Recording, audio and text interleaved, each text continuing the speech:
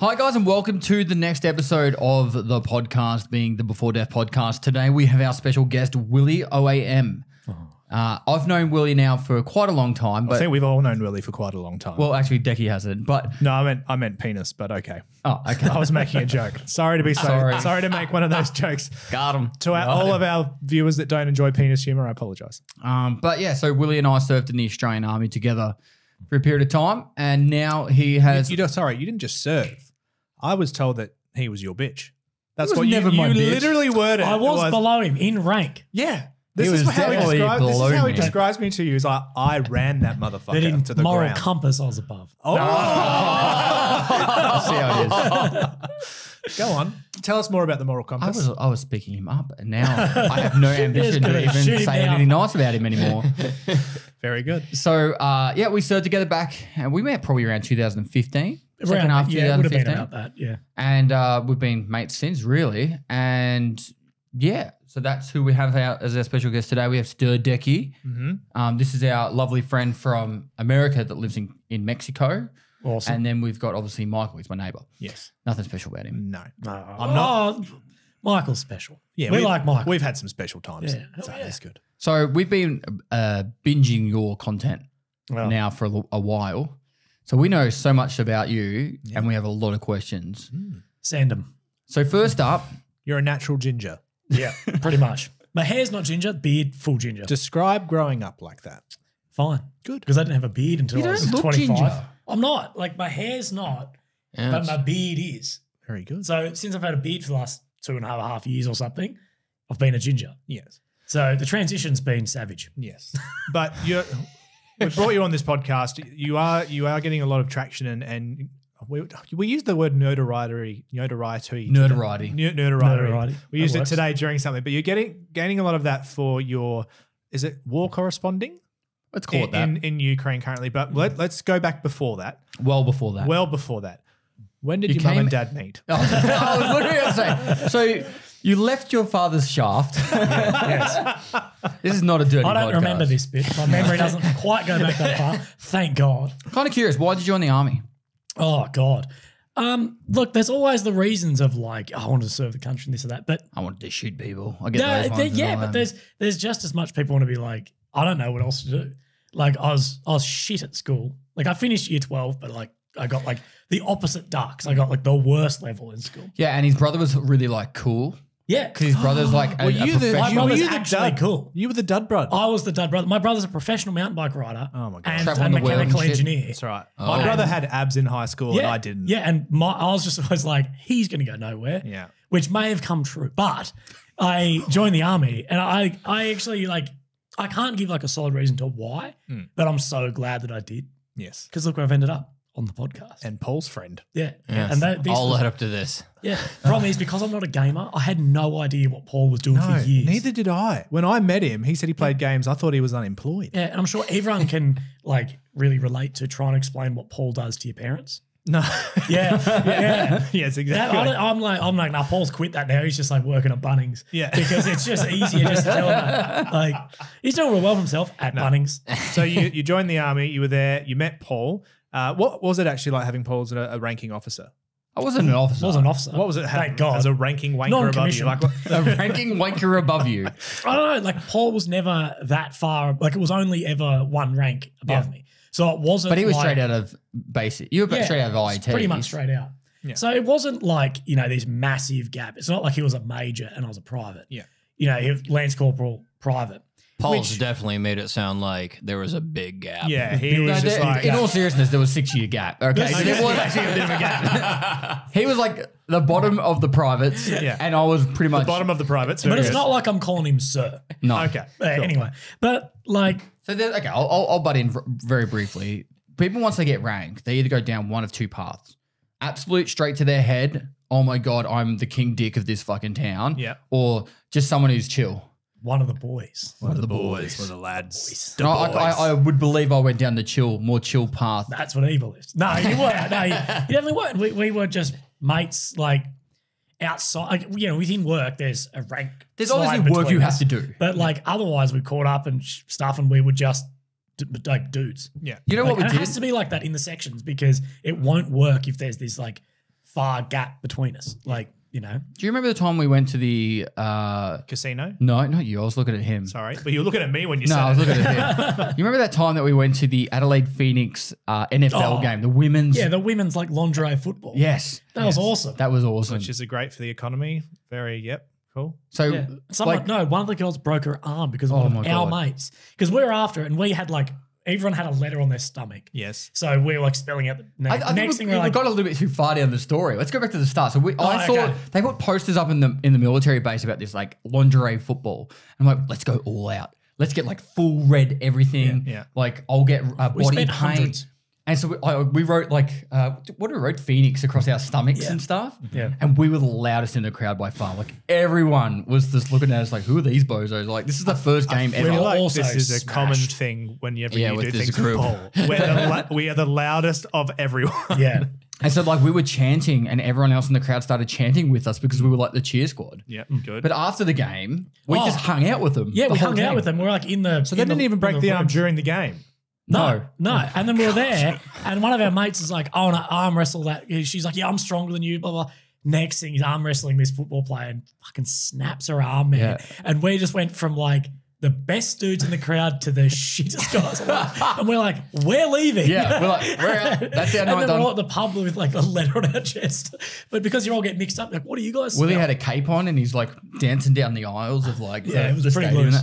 And that. Did you have any ramifications for breaking said lady's arm? No, No, wasn't us. the season only lasted. It wasn't one on season. purpose. Oh, so it wasn't your group that broke the arm? No, it was. It was Oh, our okay. group. It was in an arm wrestle, so it was like an accident. Yeah, it was her fault for doing it after the game. But I wouldn't show my face for another couple of months there. But it was only like a one-off like event. Okay. Yeah, they did games around Australia, but there wasn't like Yeah. a full season after that. And one of the things, like if you ever want an excuse never to do an arm wrestle again, Google or go to YouTube and search NRL footy show arm wrestle snap. And you can literally see a guy fully snap I've his seen that. arm. Yeah, It I've is the seen most, that. Don't arm you wrestle. hear the break. Yeah, I've seen that. It's like a crunch. It's like, I literally have and like it's cringe feelings. never, about that. ever am I doing an arm wrestle Yeah. for the rest of my it's life. like the kickboxing one where the guy kicks the leg, then goes to step down, the legs. Oh, up. yeah. Yeah. We've all. That's like when YouTube first came out, and everyone was like, "Look at this." But no, I want to ask a question just back before about the reason why you joined the army, because one thing just intrigued me. It wasn't the whole fact that you had nothing to do.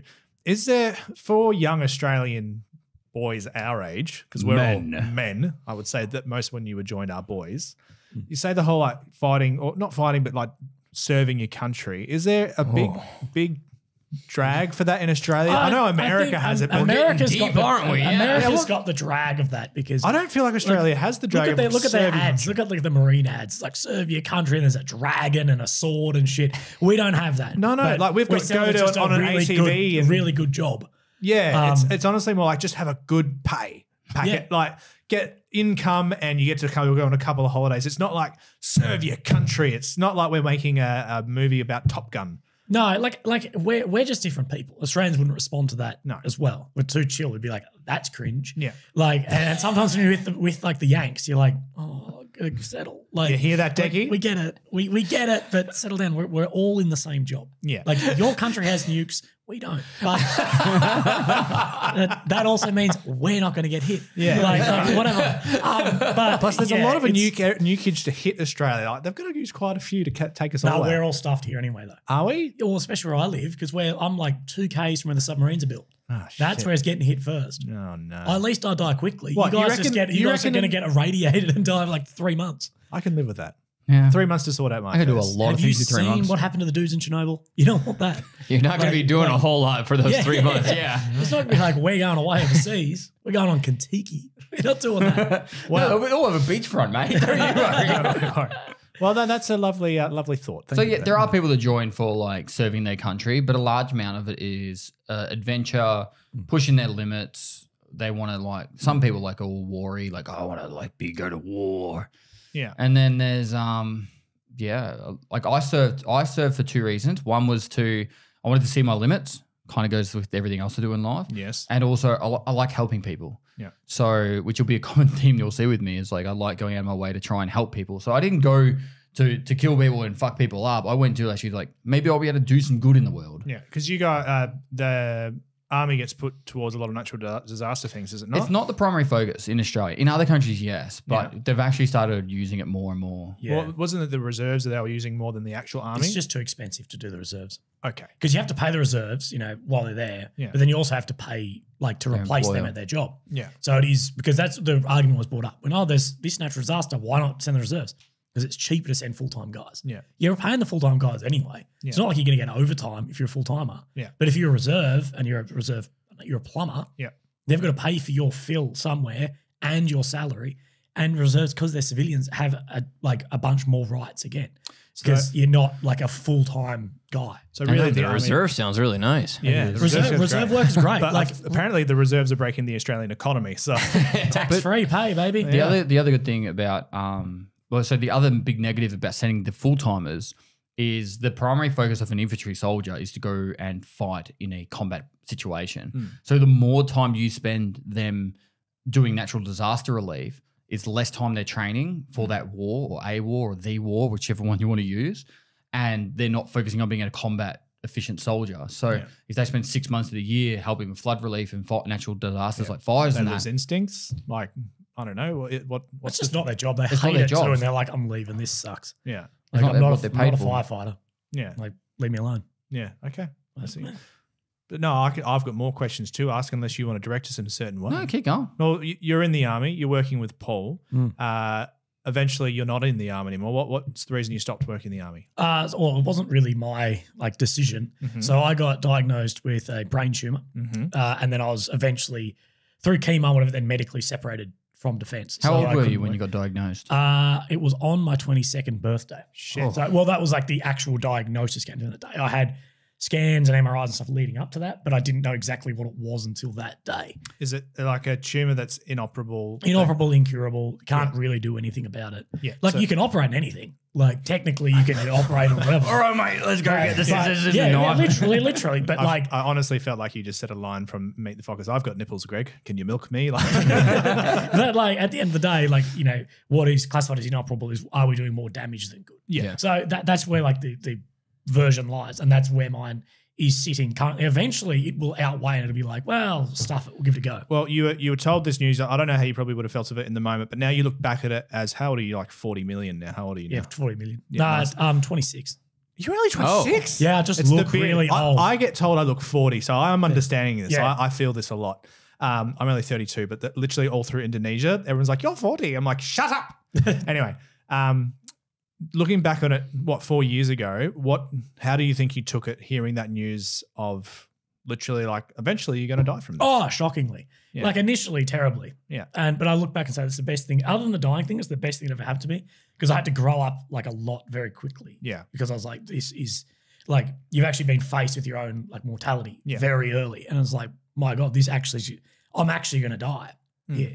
But it frees you at the same time. Yeah, at the same time, it frees you. I didn't deal with it well, though. Like, I went through periods of depression and anxiety and all of this sort of stuff. And everyone does, but I went through like a really severe phase of that. Were you And with then a drinking partner at a time or not? No, not at the time. Yeah. And then like I was off and on with a girl around that, who's now my girlfriend. But so it's been, 4.5, 5 years. Yeah. But at the time, we weren't very serious because I just got back from Afghanistan and then was diagnosed. Oh, shit. So it was sort of like within a couple of month period, I went from Afghan, like brain tumor, and it's like, oh, my life is like all over the fucking place. at the Everything moment. that you'd had planned, organized is now just It's just ending. in pieces. So it was like, and it's like not very often can you walk in somewhere and then your whole life change, walk out of the room. Yeah. Like that's what it was. Yeah. And I was diagnosed with a form of like post-traumatic stress disorder Yeah. because it was like, and the doctor eventually through a psychologist I was saying, he's like, well, if you got blown up, you'd know what to do. If you got shot at, you know what to do. If a car crashed outside, you'd probably know what to do.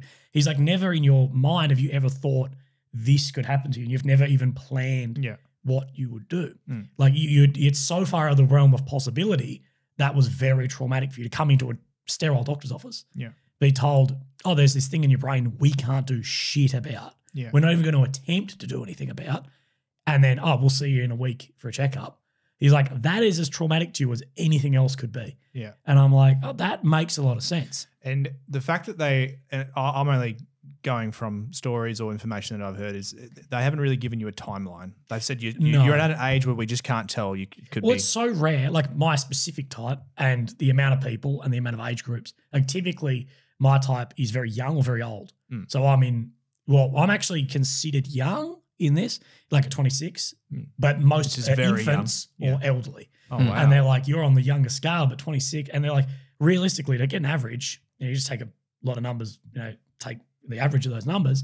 But if we're averaging infants, elderly people, a 26-year-old is a complete outlier in these numbers. We're not prepared to give you something. Yeah. I did have a doctor say 5 to 7 years, and it's been pretty much, it'll be 5 years in like a month. Shit. So, and that's not going to happen. Well, what do we do for the next month, mate? I should be like, you suck. No, he was actually a really good guy, but he's the only one that ever told me one. But all the other surgeons were like, no. We can't tell you. Knowing all of this, you've got diagnosed and you've got all this stuff. So initially you'd be like, all right, I'm going to get back from Afghanistan. I'm going to use my, big bucks that I made over there. I'm going to buy a house. I'm going to get with the girl that I'm on and off it. I'm going to have cocaine kids. and hookers. Yeah. Cocaine and hookers, yeah. I'm going to have kids and all that IFA. stuff. Considering all that, it obviously shifted your mindset. Like, should you have kids? Because if you don't, if you do, then you like. If I'm not going to be around for 5 or 10 years, absolutely. How do I raise my kids? Should I buy a house? What's the point? I could rent. I got all the extra money to go do other shit. Yeah. Oh, it changes everything. Yeah. Everything. And like Perspective something is that really I interesting in didn't this. think that I wanted the white picket fence life. I think a lot of, if you spoke to a 21-year-old, they'd be like, that sucks. Yeah. But it's always almost like an assumed thing that like you can One be day. a movie star, but at least you'll be white picket fence life. Yeah. Like whatever. But that was the thing that really got me in that initial was I'm not going to have that. I'm not even going to have the bare minimum of what we think we're owed. And it's so silly to say, but you almost think, especially in Australia, you almost think you're owed that. I'm not going to have this wife and kids and be 40 and that's just not going to happen. Well, it may happen, but realistically, that's not going to happen. And that's what really got me. And I never thought I wanted any of that until it was taken away. I was like, oh shit, that was really important to me because it was almost a given. What sounds so silly and like, altruistic, but at the same time, it was, honestly, that's what it was. What are the long-term effects? Like, is it gonna hinder you physically? Well, At later the doctors stages? can't believe I don't have deficits. Okay. Like they think I probably do, and I'm compensating for it somehow in my brain, because they're like, at the end of the day, you have a 42 millimeter tumor on your motor strip in your brain, so the 2-inch sort of thing, a little bit less. But People appreciate the conversion. Thank you. Yeah. So it's like 1.5 inches by 2 inches, say, sort of size, right on my motor strip. And they're like, this should be affecting you. And they put me, there's 2 machines in the world that can do like this sort of, it's a functional MRI, but it's a special machine for it. And one of them's in bloody Adelaide. And they're like, thank God you live Works here. out, yeah. Do you mind for medical research if we chuck you in and have a look at this? And they're like, you should have deficits. Like, your right hand should not work. Yeah. And they're like, Wow. oh, the tumor has, because this is the problem with brain tumors, why they're so difficult. Brain cancers, tumors, whatever you say. They're so difficult because they can overtake some level of actual neural activity. So the tumor can overtake parts of your brain. So it can overtake my right hand. And the worst thing is there's tumors in the brain that can overtake your breathing and stop it. Things like that. They're just a bastard of a thing. And that's why you can't cut them out. You cut it out, you're cutting out good brain as well. Mm-hmm. So it's a prick. Your lowest point, obviously, is during this time in life. What kind of because I imagine it was before you went away to Ukraine for the first time that you've kind of changed your mindset of everything. Where was the flick? What turned it for you where you were going to have a different outlook on life? I think it was when I started all my charity stuff. And like Paul realized, charity stuff gives so much back to you. Like people think you get nothing out of charity things. That's because you can't measure a figure. Or something. People like, I do this job and I get $100,000. But for charity stuff, you don't receive a figure, it goes somewhere else. But what you get out of it is more than you could ever like really realize. And if you haven't done anything charitable like that, everyone should do something like that because it gets so much. I call it paying it forward. It's paying it forward, yeah. And I started like a charity thing, raising money for brain cancer research because it's really underfunded for how deadly it is. Yeah. Like that cancer kills the most people under 40 in Australia. Yet its funding compared to other cancers is just crap. Yeah. Like, testicular and breast cancer is a 99% survival rate. Yeah. The survival rate is 5 years or less. So, 99% and he's absolutely the most funded by a mile, which is great. I'm not saying take away money from that. Yeah. But brain cancer kills the most kids and people under 40 of cancers and is completely underfunded dramatically and gets nothing. And because it takes a lot of money to research this shit. It's not easy. So I started doing that, raised a couple $100,000, and that really changed it to like, I can make something of this tumor. It's not just something in my head killing me. Yeah. And that's, I guess, where that all started. Yeah. Part of it for me is when you raise money for charity and you know you're doing some good in the world, it's something you look back on as I did something with my life that wasn't just for me.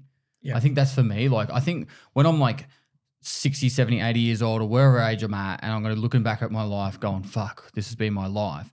I'm going to be able to go back and say, I did good. I did something good. Well, that goes into the whole, like great man plants seeds of trees they'll never sit in the shade of. Yeah. That goes into that. And like, I might die in the next couple of years, whatever, I don't know. But I know that like that research money I raised and went to, people studying this will outlive me and it will outlive all of us here. And that is, that's very important for me. Not everyone leaves a lasting legacy like that. And I believe that is a bit of my legacy, and I'm very happy with that. And again, it actually like led me to more accept like my death and what's happening to me. And I came better with it. Basically, you've gone through the low point. You've flipped your switch with going through charity. This is during the 4-year period. It was before you went to Ukraine or decided to do. Oh, well, before. Before Ukraine, did you just decide to do journalism or anything like this beforehand? No, because I got out of the army, and I'd been in the army since I was 18. Like, I was 2 days between school and army. Yeah. And I had no other skills other than infantry stuff. Yeah. Which is either professional homeless person or infantry soldier. No, listen. That's about it. Qualified janitor, a glorified Exactly. janitor, sorry, Gaming or glorified streamer. labourer. Yeah. Twitch or YouTuber. And that's Yeah, it. those wankers. Like realistically, we don't worst. have any like actual skills on paper of anything. And I got out and I just didn't know what to do with myself. I was like, I don't know, because I still want to do army stuff. I didn't want to leave. I was medically separated. Yeah. Which, people will say you were kicked out. I wasn't kicked out. There's a medical process, and if you do your knees and they can't fix your knees, they also do the same thing. You're medically transitioned out. Yeah. Whatever.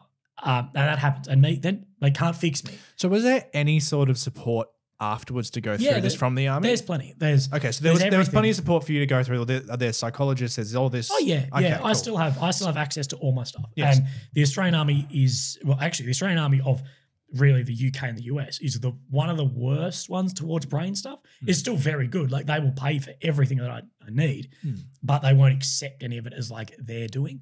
Where things in the UK and US, they're actually looking at things down to electronic countermeasures, radios, smoke pits. You go smoke into an grenades. APC, which is like the big metal bucket that like you sit in the back of, while everyone like they drive around and drop I you off remember in them in places. Command and Conquer, the game. Okay. Yes. Yeah.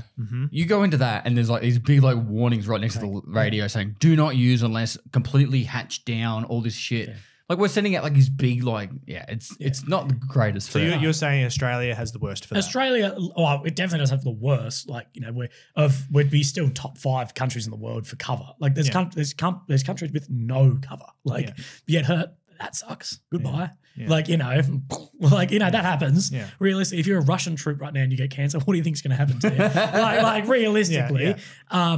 But at the end of the day, it doesn't have the extent of some. And these clear carcinogens is we will cover your treatment, but we won't accept it happen to us, which it's hard because if you get lung cancer, well, most guys in the army smoke, but you're also a shitload of smoke grenades. Yeah. So in that, they probably, it'd be very hard to start nitpicking. They base it from who percentage does of and who how much doesn't. you smoke to how much. Yeah, and even down to like I won't call it a rocket launcher. It's percussion fired, like Carl Gustav rocket thing. I would know the difference by looking, yes. it's a rocket launcher. It's a rocket. Anyway, those are percussion fired weapon. So you actually have a large like percussion wave go through your head, and that definitely has effects on like TBI down because you can only fire so many a day. It's like being tackled in rugby. Yeah, and yeah, as we've seen in rugby and football and NFL and whatever, Like concussion the type more things. guys get hit, it has an effect on your brain. And firing these weapons has the same thing. Yeah. These big howitzer, like artillery systems or whatever, it has it. And the UK and US is really evolving quickly on covering that when we're just lagging behind. But everything's just a cycle. We will catch up. Yeah. But at the end of the day, I was looked after very well. Yeah. I really was. No. And so you got your support afterwards. Tell us about now how you've journeyed from there heading into where you are now. Yeah. So before we go into anything with Ukraine, let's talk about Afghanistan. We were just talking about this in the car earlier about the U.S.'s exit, but well, it was legitimate. Yeah. When were you there? What were you doing? And give us some opinions. So I was there after the combat stuff really happened. So I went there in 2017 as the trip was like guardian angel. It was like force protection. Mm-hmm. So I was a crew commander for like an armored vehicle. Anyone following the Ukraine war, they're the Bushmaster vehicles we sent to Ukraine are the same ones. I've seen those, just like giant ones. Jeeps. Yeah. Yeah, pretty much like a giant Jeep. Like I was a commander of one of them, gun system on top. But They're not a combat vehicle. Like they're not a combat vehicle. They're not for combat. And the Ukrainians have been using them. I think we've told them incorrectly the capabilities of them. Because I've seen a few of them shot by a tank and I'm like, 50 cal will punch through that. Like you don't need a tank for it. You don't need a tank. Like it's a protected mobility vehicle is the actual key for them. Mm-hmm. And it's like it's nowhere near off-road family vehicle. Like it might seem armored, but people don't understand what like tungsten 25 mil does to steel. Okay. To open up like a tin can. But I was a commander of one of those. I was there for 8 months and 3 weeks or something. I got a lot out of my tour. Like we didn't have your cool roping out of helicopters shooting dudes. We didn't have that. Yeah. But in many ways, guys who have that are like, everyone wants to do that until you're doing that and you're losing guys and whatever, and you're coming home and things go to shit in your life. Like, there's a bit of me that wishes every infantryman wants that. But I think a lot of the guys who have that, and now that I've got some more experience like in Ukraine with a full scale war, you don't want that shit. That'll fuck you up. So when you were in Afghanistan, did you, as an infantryman, you trained to kill? What you would? Well, our training is all to kill. Like the role of infantryman is to kill or capture enemy. That's it. Yeah. But we weren't doing that there. So we were moving VIPs But it's something that around the you wanted to do because it was your job. Yeah. I'm not saying I you don't wanting think to you're kill. going out to kill, but you want to actually serve your country by doing what's required of you. And it's like playing football and sitting on the bench in many regards. So this is probably where I should chime in the most because I served 8 years in the infantry and I never deployed to a military to a conflict zone. So and even for some respect, Willy didn't get to go into a combat environment even when he did go to Afghanistan, but he still got to go to Afghanistan. So for me, it's like training up for being a professional footballer, but never actually playing in the actual game. So not going and what the biggest. There's two things I want to talk about here. One is. Everyone always goes, like you go, oh, you served in the army. I'm like, yep, in the infantry. Oh, wow. Did you go to Afghanistan? Did you go to Iraq? And it's always like, I'm like, no. And you literally can see in their face, oh, he didn't really do it. Yeah. And you're like, hang on a minute. And then this goes on my next point. Like, I don't pick. It's not like I go, oh, yeah, I'm ready for this trip, send me. Or no, not ready or whatever. It's like literally, all right, we're sending Charlie Company on this trip. Oh, sorry, you're in Bravo Company. You're not going. Like that literally happened to me every time. Like they sent Charlie Company, I was in Support Company. They sent Bravo Company, I was in Alpha Company. Like it's just how it rolls. Yeah, it's a difficult thing. Guys miss trips for not a fault of their own. Yeah. We had some minor things. We had some rockets come in or whatever, but it wasn't Afghanistan like you'll see in the movies with the Marines or whatever. The Australians did that. Like I think there's this idea that Australian infantry didn't do that shit. They did all that stuff. It was just really between 2008 and 2014. Yeah. That's when it really happened. And at the end of the day, the infantry is a big beast. A lot of people, not that many people did that.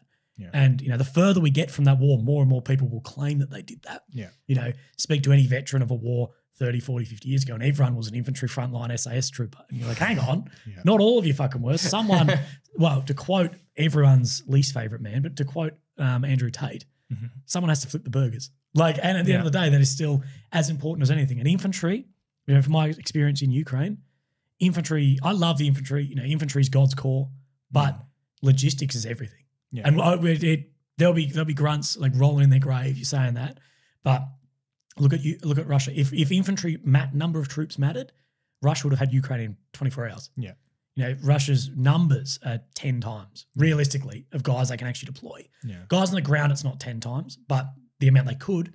But they cannot actually put that many guys in the front line. They don't have logistic capability. Yeah. And that's what the States has. Yeah. The States doesn't have as many guys as China or Russia. But the America's logistics, no one is even comparative to They're it. very good with the Excel spreadsheet. Fucking oath. Well, that shit is important though. No, but you think of stuff like aircraft carriers. Like, does anyone actually have more aircraft carriers than the US? No, the rest of the world doesn't have half as many as the US. Combined. So, combined, the rest of the world has, it's like 6 or 7. And you need to exclude landing craft because a lot of things Australia has too. No, we don't. We can land, helicopters on them, and they could maybe have F-35 Bravos, but they're not an aircraft carrier. It's not their purpose. And America has the first and second biggest Navy in the world. Yeah. It's got the US Navy and then like the boats of the Marines, and second and first and second Air Force. Biggest Air Force. Yeah. Marines and the Air Force. Like what America has is fucking crazy. Yeah. Like it's unbelievable. And that's where I'm like a little bit like, I'm unbiased in the situation in Ukraine. Everyone has a bias, everyone has whatever, but in my stuff, I try and be as unbiased as possible. Yeah. And you look at the numbers and you're like, we'll send 10 Abrams tanks. I'm like, you've got like 6,000 sitting in a field just rotting away. Like, of course, there's reasons they can't be deployed and whatever, but I think some of that's just a piss take. Yeah. It's all part of it. Yeah. So now we're starting to work towards we talked about Afghanistan, talked about Europe adventure. Your Europe adventure. We're about to do Ukraine. that now. Ukraine, yes, Europe, yes. adventure. So what made you start your Europe adventure, your Europe holiday, if you will? Well, I sort of realised that I was like, I've got no skills.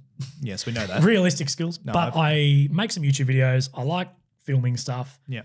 Whatever. What were you filming beforehand? I was really doing a lot of stuff talking about like my tumour and my life and some little bits and pieces, some vlogging stuff. Like you've vlogged that whole experience. Yeah, pretty much. Okay. So it's pretty. But don't watch it; you'll be bored out of your brain. But there's that sort of things, and I deal with medium success. Yeah. Like realistically, like if you get, I had like say 4,000 or 5,000 subscribers. So let me put it this way: realistic, if you were to take the median number of subscribers people have on YouTube, it's probably fucking zero. Like realistically, and I like shit. I'm stoked with someone wanting to. One person wanted to. My wife followed you before the Ukraine thing. I'm unbelievably grateful of that. It's true. And I was like, well, maybe I could fly to you. And this is before the war. This is about a month before the war. I shouldn't say the war. Before the 24th of February invasion in 2022. Yeah. The war started in 2014. Yeah. But about a month before then, I'm like talking to some guys I knew in sort of the intelligence community and who have worked, in that space. And they're like, man, Ukraine's looking like it might kick off. Every other country is very hard to get into. Like Afghanistan's difficult to get in. It's doable, but it's difficult to get into. Dangerous if you're there as a combatant, all this crap. And I was like, I could go there and just hang out and film what I saw. There's protests and there was pro-Russian protests and pro-Ukrainian protests and protests for Zelensky and against Zelensky, all this stuff. And I just started filming stuff, and it just turned into like what it is now. Yeah. And so, how did your wife? Well, not your wife. Is it your wife? No, don't. Isn't this don't tell her that. It's not the wife. Not yet. Not yet. If she is. I hope you're not watching. Hey, it's 2023. She can do it to me. Yeah, that's right. Yeah, exactly. That's right. Let's set the standard here. I don't want to tell you not to hit the table, but I bet you every time you hit the table, that peaks. Even just the littlest. It looks like it is. How does she feel about you? Because you left her behind. You're just like, I'm out. We've been on and off. I know we've been together. We're off. I'm out. Yeah. Okay. Yeah. You didn't leave her. I know he didn't, but I just liked that's how he described it when they met. We were on and off for a while, but now we're together. Like she knew I wasn't happy though. Like she knew, like I was happy in the relationship, but I was like, I didn't know what to do. I had no meaning. I had no purpose of just doing shit. And I was bored. And I was like, this is what I want to do. I think I can incorporate some of my skills. I think I'll enjoy it. And better yet, it's become, had mediocre success with it too. So that's become, reward from that. But it's just what I wanted to do. She knew, and she said, like, as hard as it was at that first couple of 3 months when I came home, she was like, you look so much happy. You've been to a lot, whatever. But you look like you've got purpose. And now every day, I try and do a video a day, which, who does that knows it's a massive ask. Like, I don't have editors. I don't do any writers. So I research, film, edit in a day. And it's a lot of work. Yeah. But I've got a purpose. I've got something to do. Yeah. And that's what I say to anyone. Like, one of the biggest things I've learned is purpose is more important than anything. Yeah. Like, there are people who would be a billionaire with no purpose and hate their life. And, there's people who live a very simple life, but they've got a purpose every day. And it doesn't matter what that is. It doesn't matter if it's flipping burgers or playing games or going to Ukraine or being in the army. It doesn't matter. You need something to get up in the morning for. Yeah. And that's where it's so important for that. And I didn't have that. And then I've refound that, which is incredible. Yeah. But like she knew it was the best thing for me. Yeah. Yeah. So she's massive full support. So you full support. She wasn't was she expecting whilst you were in this year of adventure for the invasion to happen? But did you? No, I didn't expect it either. Okay. So everyone. Let's go into this then. So, everyone would like now to be like, I saw that coming. Yeah. Well, no, you didn't. There was Russian build-up on the border. There was Russia saying it was an exercise, and no reason not to believe it was an exercise either. There was some inklings of, why have they bought 10 container loads worth of blood for this exercise? But I'm like, well, I don't know how many people get injured. Maybe it's part of. I don't that know. Type of blood. In my mind, I'm like, it's just buckets of blood that they're going to no, be throwing on the border. That was like a big telling point that a lot of people speculated with. It was a big speculation. But at the end of the day, I was in about as far east as you can go. I'm in the Donbass region, the Donetsk Oblast, which you'll hear about. Pretty much as far as you go. And the people there and a couple other journos there and whatever are like, this is just not happening. Because it seems so absurd that what has Russia got? Russia's got the biggest landmass by 2.2 times the next country. Yeah. Why would they need this, small enclave country? Ukraine's a big country. Ukraine's a big country, but compared to the size of Russia, why would they want that bit of land? Now, there is reasons for wanting it. It has the most black soil in the world and big things to the Black Sea, whatever. But you're like, well, whatever, but is it worth throwing everything else away for this? Yeah. And it just didn't make sense. And it still doesn't make sense. It still doesn't. And then it happened one of the more, I woke up to hearing multi-launch rocket systems. So it's like the Russian Grad is like a HIMARS system off wish.com. It's basically like what a sentence. It's basically like aim that way. Which way is Ukraine? East? Fuck it. That way.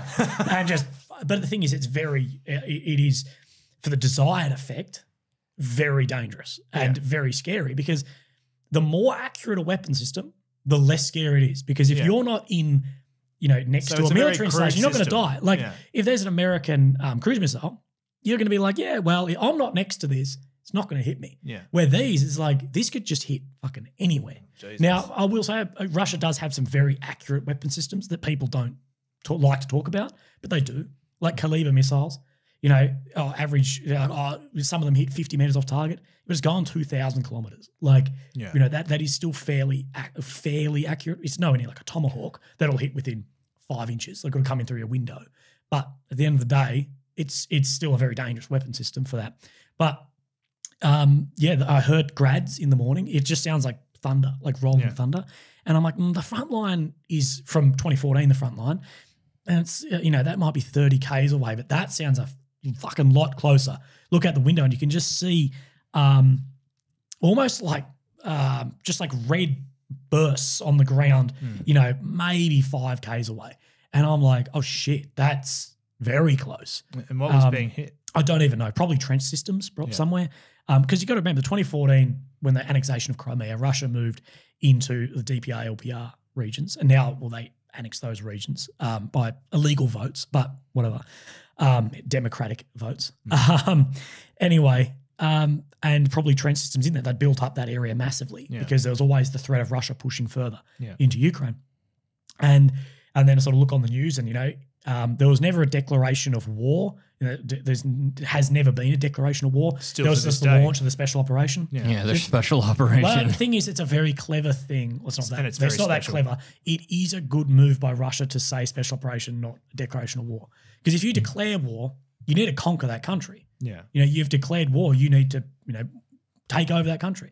Special operation with no clear outline of what you want, it gives a way out. Because imagine if Putin imagine he clears the city or the town city of Kramatorsk in Donetsk, which is the major place there. He could just go, yep, that was the objective of the special operation. Now we're leaving. So it has given a little bit of a way out on this. Yeah. Do I think they'll use that? No, because they need to sell it to the Russian people too. Average Russian people are not stupid. Do you think it's being sold to the Russian people? Yeah, there's a lot of support. There's a lot of support for the special operation in Russia. There is a lot. Yeah. There's a lot of people pushing back too. There's support for it in Ukraine too. Yeah. There's a shitload less now than there was previous to the 24th February. But previous, in those regions, you actually had to be careful because, I think every Westerner goes with this idea of we're pro-democracy, we're pro-freedom, whatever. We all are. But there are people in those regions that the Soviet Union was only 30 years ago. Yeah. And 30 years isn't that long ago. So our parents would have lived 25, 30 years in the Soviet Union, being the younger years of their life, and they'd look back on it with graduation and go, that was a good time. And there are places that were better, maybe shops and living conditions in some regards in the Soviet Union than in some rural places now. Because imagine if there was a coal mine that Soviet Union, builds up around that coal mine because, this is a gated community. That community lives pretty well. Yeah, another 150 million people live like shit. But some of the communities had it better then than now. Not better rights, but as far as day to day. Yeah. And it's a bit rich for you to walk into a village as someone like me and be like, you're wrong on what you think. It's just cause and effect. Yeah. And, was like Chernobyl and Pripyat around Chernobyl was a very rich place because you had not only the Chernobyl power plant, but then you had the big radar system there that people have probably seen. And that was a very secret thing. So the massive money went into that area because generals came to it. So if you lived in Pripyat, great life. Yeah. Anyway, I digress back to no one thought this was actually going to happen. No, and you've woken up to the... And I've woken up to this, and then everyone's seen the very famous video of me on the street at like 5:36 a.m. And live streaming as a Kaliber cruise missile comes over the top and spuds in, a little bit away. And that was, I really believe that was some of, if not the first footage that came out of the war. And that went incredibly viral everywhere. I couldn't capitalize on that virality because, it was a live stream and I was running away from an invasion. Yeah. And there was people take it and put it on TikTok and get 30 million hits and all this crap. But whatever, it doesn't matter. It doesn't matter at all. But, that was game changing for me from then. But that became like, holy shit, this is real. Yeah. And at that point, don't get me wrong, Russia is still a superpower. They are. They're as far as what they could inflict damage on the world is insane with their nuclear weapons. That is their draw card. That is their draw for, stay out of our war or we'll fucking do this. That is it, And they've got a leadership which realistically, do you trust they're not going to do it? I wouldn't be betting on that. But we believed at the time that Russia's military power was very similar to America's. And we believed, shit, in the next 24 hours, this place is going to be Russia. Yeah. Like this is going to be like swarming with Russians. They're going to take over this. And then the invasion realistically went to shit due to low morale of troops. There was from Russia's point of view. Well, the troops were invading the Ukrainians are defending their home. Yeah. You're a lot more if someone breaks into your house and you're at home, you're going to fight a lot harder protecting your family and your home than the guy. He just wants your TV and fuck off. Yeah. You're going to fight a lot harder because it means you have a lot more to lose. It's not only your life. Like the Russian soldiers could lose their life, but their family's going to be fine. Yeah. Where the Ukrainians is different. So there's that part of it too. So it is this invasion sort of went to shit for the Russians, and that was low morale. Logistics sucked. There were some big problems. A couple of planes got shot down, which didn't help. There was two big aircraft full of paratroopers get hit and went down. The guys didn't even get out of the door, and it was 300 and something guys went down in the planes. Although the VDV, the Russian, everyone will be like, it's VDV, but the paratroopers did land on the airfield in the center on Hostomel Airport in Kyiv. And by all means, that was a good, they did a good job there. As far as an installation, I don't agree they should have landed there. But if you look at the GoPro footage from the Russian side, they took that airfield very quickly. Yeah. They jumped out of their choppers, they landed with airborne vehicles, all this, and they did seize that airfield very quickly. Yeah. Now, they did get kicked out of it because they seized it, but they went in with a very similar situation to Black Hawk Down. They went in very light stuff, only a little bit of food, whatever, thinking it was going to be over it. And they had no support. Next thing it went to shit, and these guys had no way out. A lot of them just got whacked there by hundreds, by thousands. Not thousands of VDV, but as far as thousands of just Russian troops who were sort of left there. And then that has the whole Bucha, Irpin war crimes, which are the worst war crimes we've seen for decades. Which ones were those? Bucha and Irpin. It's just outside of Kiev, and Russia went in there, and there's a lot of conspiracy about this, but I've been in those areas, and there was some stuff happen on both. Don't get me wrong, there's been war crimes happen on both sides of this war, absolutely, and the UN will agree with that. That's a fact. But Ukraine's might be in the digits or tens, where these are in the hundreds for the Russians, and some of the stuff you hear is just horrific.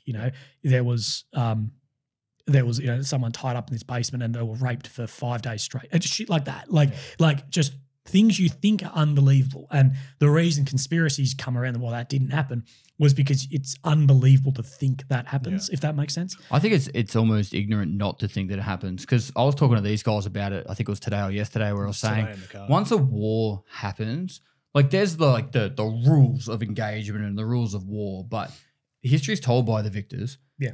And who knows what happens like behind closed doors. Someone could, just you get in the mindset of like, oh, this is a war zone. No one knows what's going on. I'm going to steal this shit. I'll just kill these civilians, take their stuff, put it in my bag, and after the war, I've got an extra few diamonds in my bag. A lot of this stuff was not professional soldiers. They were Russian low-educated conscripts who they can, recruit this guy from, far west Russia somewhere with no education, whatever, put him in, because the use of like Muscovite, like Moscow-looking Russians, like what we consider a Russian, they would consider someone from Moscow. Russia's a massive country. There's people that look like Nepalese in Russia and whatever. And this is what they're finding a lot of these people who they've been able to fill their head with corruption because they've got them from some village somewhere, and and they put them here and do whatever you just really take this city, and they resulted in unbelievable casualties, really poor soldiering, and a lot of these war crimes. That's not excusing anything. I'm not trying to excuse shit. Everyone should be hung up by it, but as far as guys I know who were in those areas at the time, they're like the VDV were actually professional soldiers. These are professional special forces paratroopers, were legitimately good soldiers. Not good morality, but as far as soldiering ability, they were good. And they weren't the ones necessarily doing this sort of stuff. But you just get a million guys. You just get a million 18-year-olds who and Russia purposely, and this has been documented for years, they purposely recruit guys who they can fill more with propaganda. Yeah. So, lower socioeconomic, lower educated, whatever. And off you go. Yeah. And that happens. It's shocking. So I want to kind of tie this back into what's called day one or day zero. So you wake up in the morning, everything's going to shit. Yeah. Did you have a contingency plan in place for what would happen if it did go to shit? Not really. I thought about it. Like, my bags, every night before I went to bed, my bags were packed to go. I knew what I could leave and what I didn't have to take. But like now, like I'd only been doing that job for, 3.5, 4 weeks, and I hadn't actually been in a war zone doing that job. So, I was very, very new to it and naive. Like you and I are very different. Now I would have a contingency plan. I would be very, well, the times I've been back since, I spent about 6.5, 7 months there since, I've got it absolutely very different. But I was convinced it wasn't going to happen either. And I don't think anyone else had a contingency plan. If you watch the footage of that initial day, people are like, holy shit, trying to get their kids in the car to leave and everything. And we were the same. And we got out with some journalists from the Netherlands who actually both got shot. Well, everything went to shit very quickly as far as none of your bank cards would work, cash, well, the hryvnia, like the money in Ukraine went to nothing. Yeah. Like it's back now, but it's still 30, 40% below what it should be. Yeah. But USD was, and we didn't have enough to buy a car or anything. We needed to get out. So we got a local fixture to drive us out, and he was pro-Russian as fuck. Like he was so happy that he was literally ringing his wife, and one of our guys spoke a little bit of Russian, and he was like, they're finally here. Like we're going back to the old like Soviet Union, and we're like in the back of the car, like fuck, like following the map. You're driving east towards the border. You're like, no, I want to go west to Poland. I'm no shit. We're on the map. Like if he fucking goes east, I'm getting out of this car. Like there's 4 of us. We'll take this guy. He also called me a pussy because he's like, oh, were you in the army? I'm like, yeah, I was blah, blah, blah. I was in Afghanistan. He's like, me too. You guys are pussies. And I'm like, oh, fuck. Like he was with the Soviets in the GAN, which was a bloodbath as well. Wow. Anyway, got out, and then we had to buy a car to go for the border. We bought 2, and they got lit up. They don't even know if it was Ukrainian or Russian. They got lit up by most likely probably actually a Ukrainian checkpoint, because at the time all the vehicles were marked with TV on them, which typically journalists mark with TV on cars, press on your vest. Well, now they're starting to press, but we didn't realize that the Russian vehicles were going to roll in with, well, the infamous Z and then an O and a V.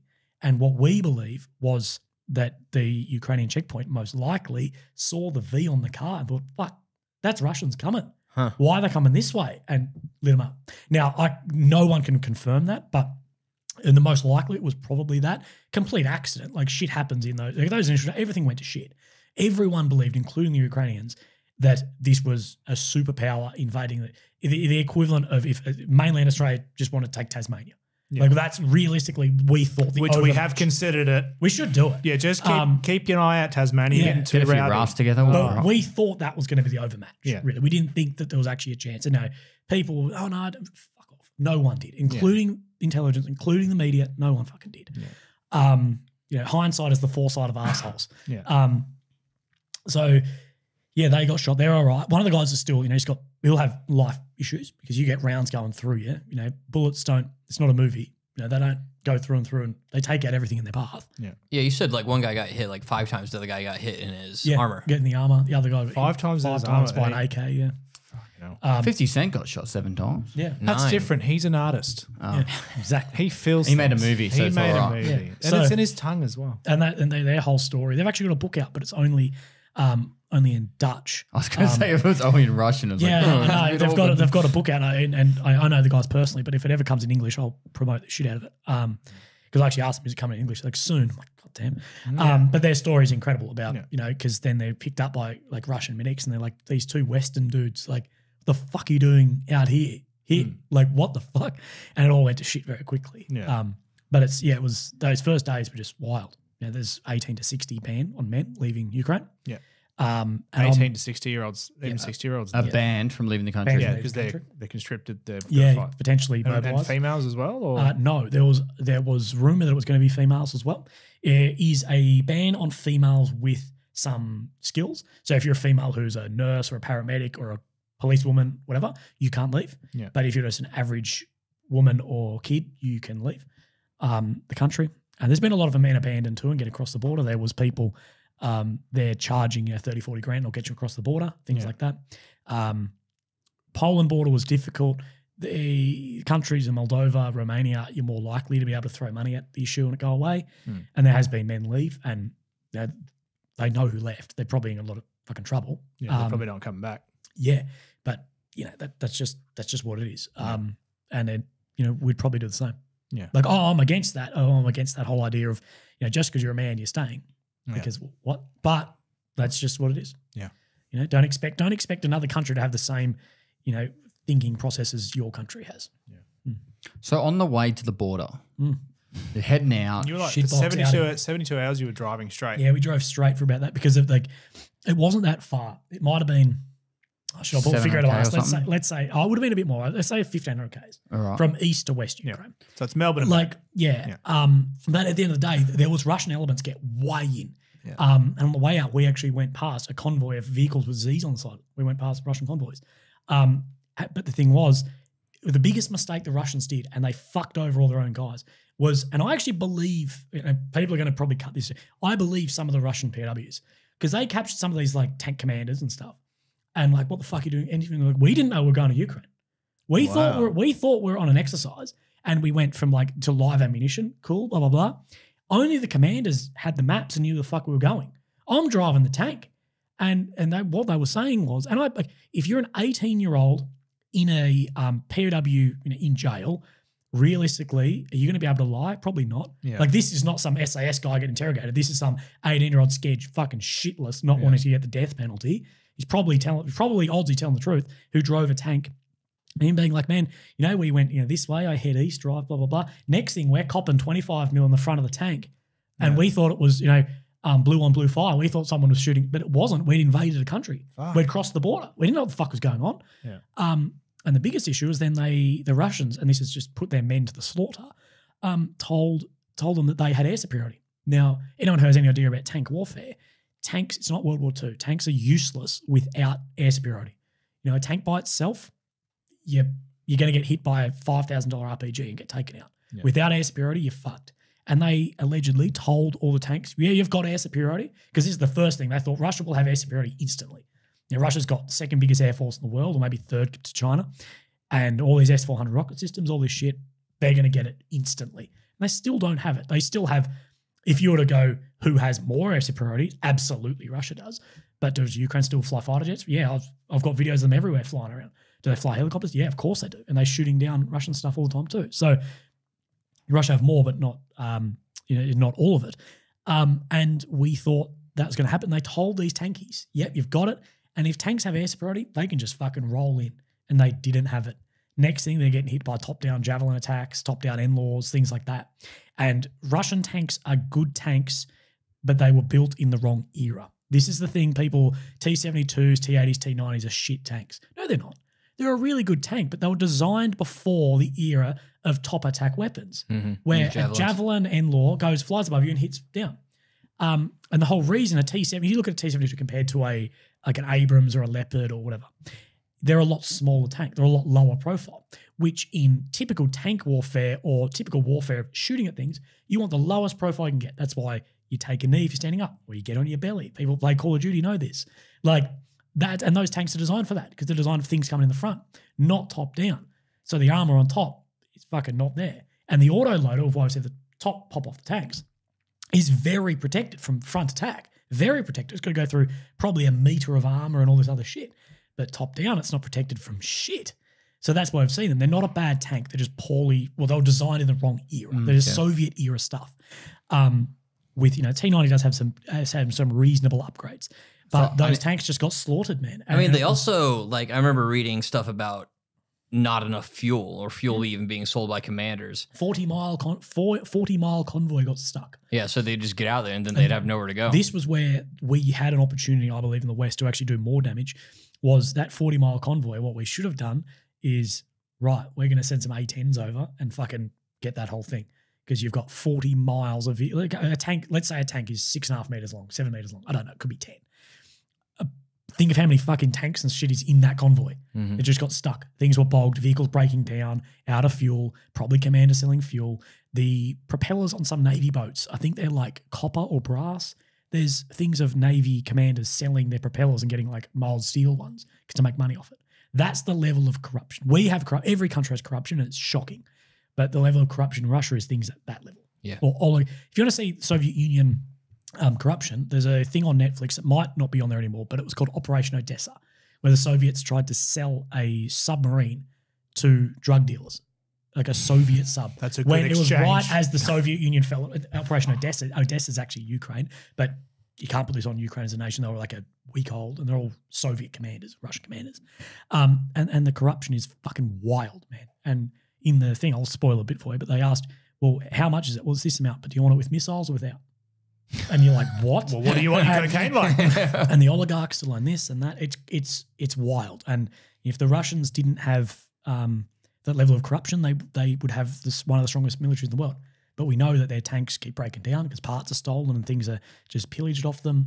We know the guys don't want to fight because their commander's an asshole, and their command and control is shithouse. They don't have like we have. Like me and Paul can attest to you. Excuse me, all our commanders were assholes. Well, they're not shooting you for just doing the wrong thing once. Like True. At the end of the day, what we have is we have a section of 8, but in that section you've got 2 squads or fire team, 2 4s, and then even in that 4 you've got like a battle buddy, like 2 guys, and then from your group of 8 you've got 3 sections of 8 make up a platoon, then 3 platoons make up a company, and 4 companies make up all this shit.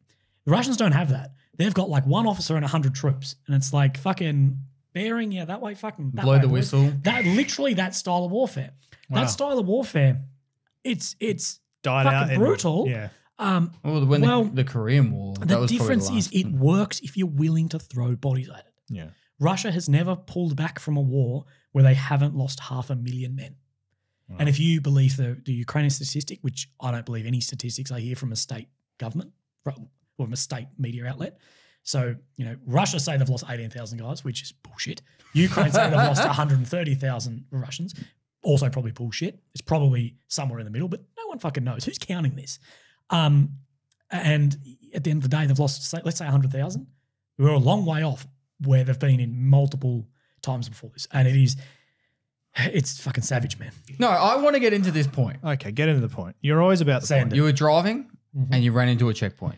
Oh, yeah. Because this has been on my mind the entire time since you made that video. Right. And I want to know why you gave up all your data. Yeah. Why did you crumple? No, give it away. To give explanation, in the video you said you guys were like stopped by a patrol, like at undercover gunpoint. guys held at gunpoint. Everything was erased. Yeah, so at the time, the amount of potential like spies or like civilian people working for Russia in Ukraine was still large, but it is still at the time it was massive and very paranoid about that. And of course, we were random Westerners, and especially myself, not accredited journalists at the time. I am now, internationally accredited journalist. wow, but congrats. at the point I was not. Why the fuck is there a random Westerner from Australia with a military background and shit with gear? I've got like reasonable stuff and whatever, and tourniquets and shit like that in the Far East with photos of tanks and shit. The SBU, people have their own thing on how they operate, which is, the sort of secret service, and they operate very similar to people will be more familiar with like the FSB, and they don't fuck around, and they don't fuck around at all. In that time of war, people are on edge. Like, it's been 24 hours since your country has just been invaded. You're on fucking edge. Everyone's on edge. And we got it actually a couple of times, but it was 3 times. But the main time, was they thought we were actually outside the vehicle at one point at like 1 a.m. And what was happening was everyone had to go out and check their roof, because what was happening was people were marking the roofs of things with like a marker, and then Russia would drop a bomb on that. What? As well as, Okay. What were they marking it with? I don't even know. I didn't release what were they that, but it was targeting? like, if there's something on your roof, like make sure you erase it. And they were like, imagine your neighbor is in the military. You might go chuck a Siloom, it's like a glow stick on his roof. I don't even know what the marking was, but what they were also doing was Russia's mapping is shit house. They're sort of GLONASS shit was like GPS. It sucks. You're using Google So Maps. what they would do, not only Google Maps, The wish but they version. were marking. There was people physically marking things for them to go. So there would be, I don't know, they might say They couldn't have been just doing like a chalk outline on the top of the roof. legitimately within like an hour of the war starting, what the main thing was for like all the men who weren't in the army was to go out with your bloody screwdrivers and bolts and take down all the road signs.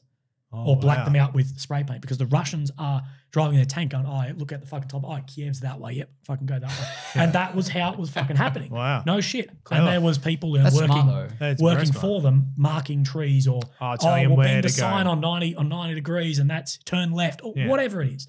And we were out legitimately just because it was fucking 1 a.m. outside the vehicle next to it. And next thing, these guys rock up, sort of out of the blue, civvy clothes. And we're like, who the fuck are these dudes that are talking to us? And we looked sus as fuck. Yeah. That's probably the first thing you shouldn't do during your Tracking. And next thing, it's really bad. And then no one fucking spoke English. They ripped the phones, which is like this is the same as if you get stopped at like federal police or whatever. Don't try and delete things off your phone. It's going to do fucking nothing. They can literally plug like a USB-C in the bottom and rip everything off your phone. So they ripped our phones, ripped our passports, as far as like the e-passport shit, like that sort of stuff. Did that. Made us delete 90% of stuff off our cameras. So they forced you to delete it. Yeah. And like rightfully so. If I were them in their position, they did nothing wrong either. But at the same time, we're thinking that dude's there with a gun pointing at us and we look sus. He's on edge. His country's just been fucking invaded. They did the right thing. I will say that. But the SBU does have a reputation as well with being pretty fucking savage. Anyway. I think they need to be. And this is where I was. Yes, but you got to remember that the commanders in those were probably young guys in the Soviet Union too. Okay. So their reputation is nowhere near like our secret services have. We don't even know who they are. Most people won't know ACIS. They won't know that acronym. And that's the Australian Secret Intelligence Service. We don't even know who they are. People there I know Ukrainians who will not even mouth the word SBU or SBU, as they say, because they are that scared of it. Wow. Yes. Now, people from some Well, it's the Soviet kind of countries- equivalent to KGB back in Russian days. Very similar. So, I'm not saying they did anything wrong to us, but I'm saying that people are very, very scared of them. Yeah. They operate very differently to our guys do. And eventually some young lad came who spoke English, like some young guy, he looked scared shitless, 17, 18-year-old guy with a gun. And this is the thing too, is you're rolling up to the real operators are fighting on the front line, the soldier on the front line. These checkpoints and shit, other than the police, but the checkpoints are just young guys with guns. Here, stand on this checkpoint. Here's an AK. You're scared shitless. You've probably never actually fired it. You need to be fucking careful. There was a lot of journalists get themselves killed because they rolled up to checkpoints like fucking idiots. Yeah. They rolled up at speed or tried to go through the checkpoint because journalists at one point, if you're accredited, can actually fast track through checkpoints. Yeah. But that young lad who's 17 who's just been handed an AK because his country's invaded, he sees a car speeding at you. What do? Fucking shoot it. You know? And that's why I say the journalists called themselves, no one deserves to get killed. But at the end of the day, I'd say a lot of responsibility on you. Similarly with this, it was probably our doing. And yeah, it wasn't too hectic, but it got pretty bad. Someone's yelling at you in Russian, you don't know what the fuck they're saying, and it's middle of the night, middle of a war zone. If he shot me, realistically, if they shot us, who's tracking that? Yeah. No one gives a fuck. Which is what I said to you earlier, didn't I? I said during that first few days of an actual war breaking out, there would be so much confusion that when you get pulled up by a checkpoint and they're not sure who the fuck you are and you're looking all sus with camera gear and everything, they could always just go down the benefit of the doubt, like going down the mindset, well, let's just kill them because if they are spy, we're doing their country a favour. They're the intelligence service. No one's going to investigate. No one's going to question it. You know, there was 10,000 guys or something died in that initial like massive rocket attack. Could be more. They're not investigating some random Aussie there. Yeah. Looking at oh no, Russians must have killed him. Whatever, like, you know, and that's just people, oh, that's fucked. No, that's just part of war. And that's the responsibility you wear. If you go to these war zones and you want to do this job, you have that responsibility to not put yourself in those positions. Or if you end up in there, that's part and parcel with the job. It's just how it fucking works.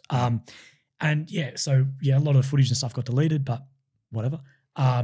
Could have you uploaded that to a cloud? Cloud, yeah. To be honest, everything went to shit those first days. There was no... Because I knew you were still uploading whatever. YouTube videos, so you had internet access. Yeah. Maybe in the first morning, and then for about 48 hours, we went pretty dark on all stuff.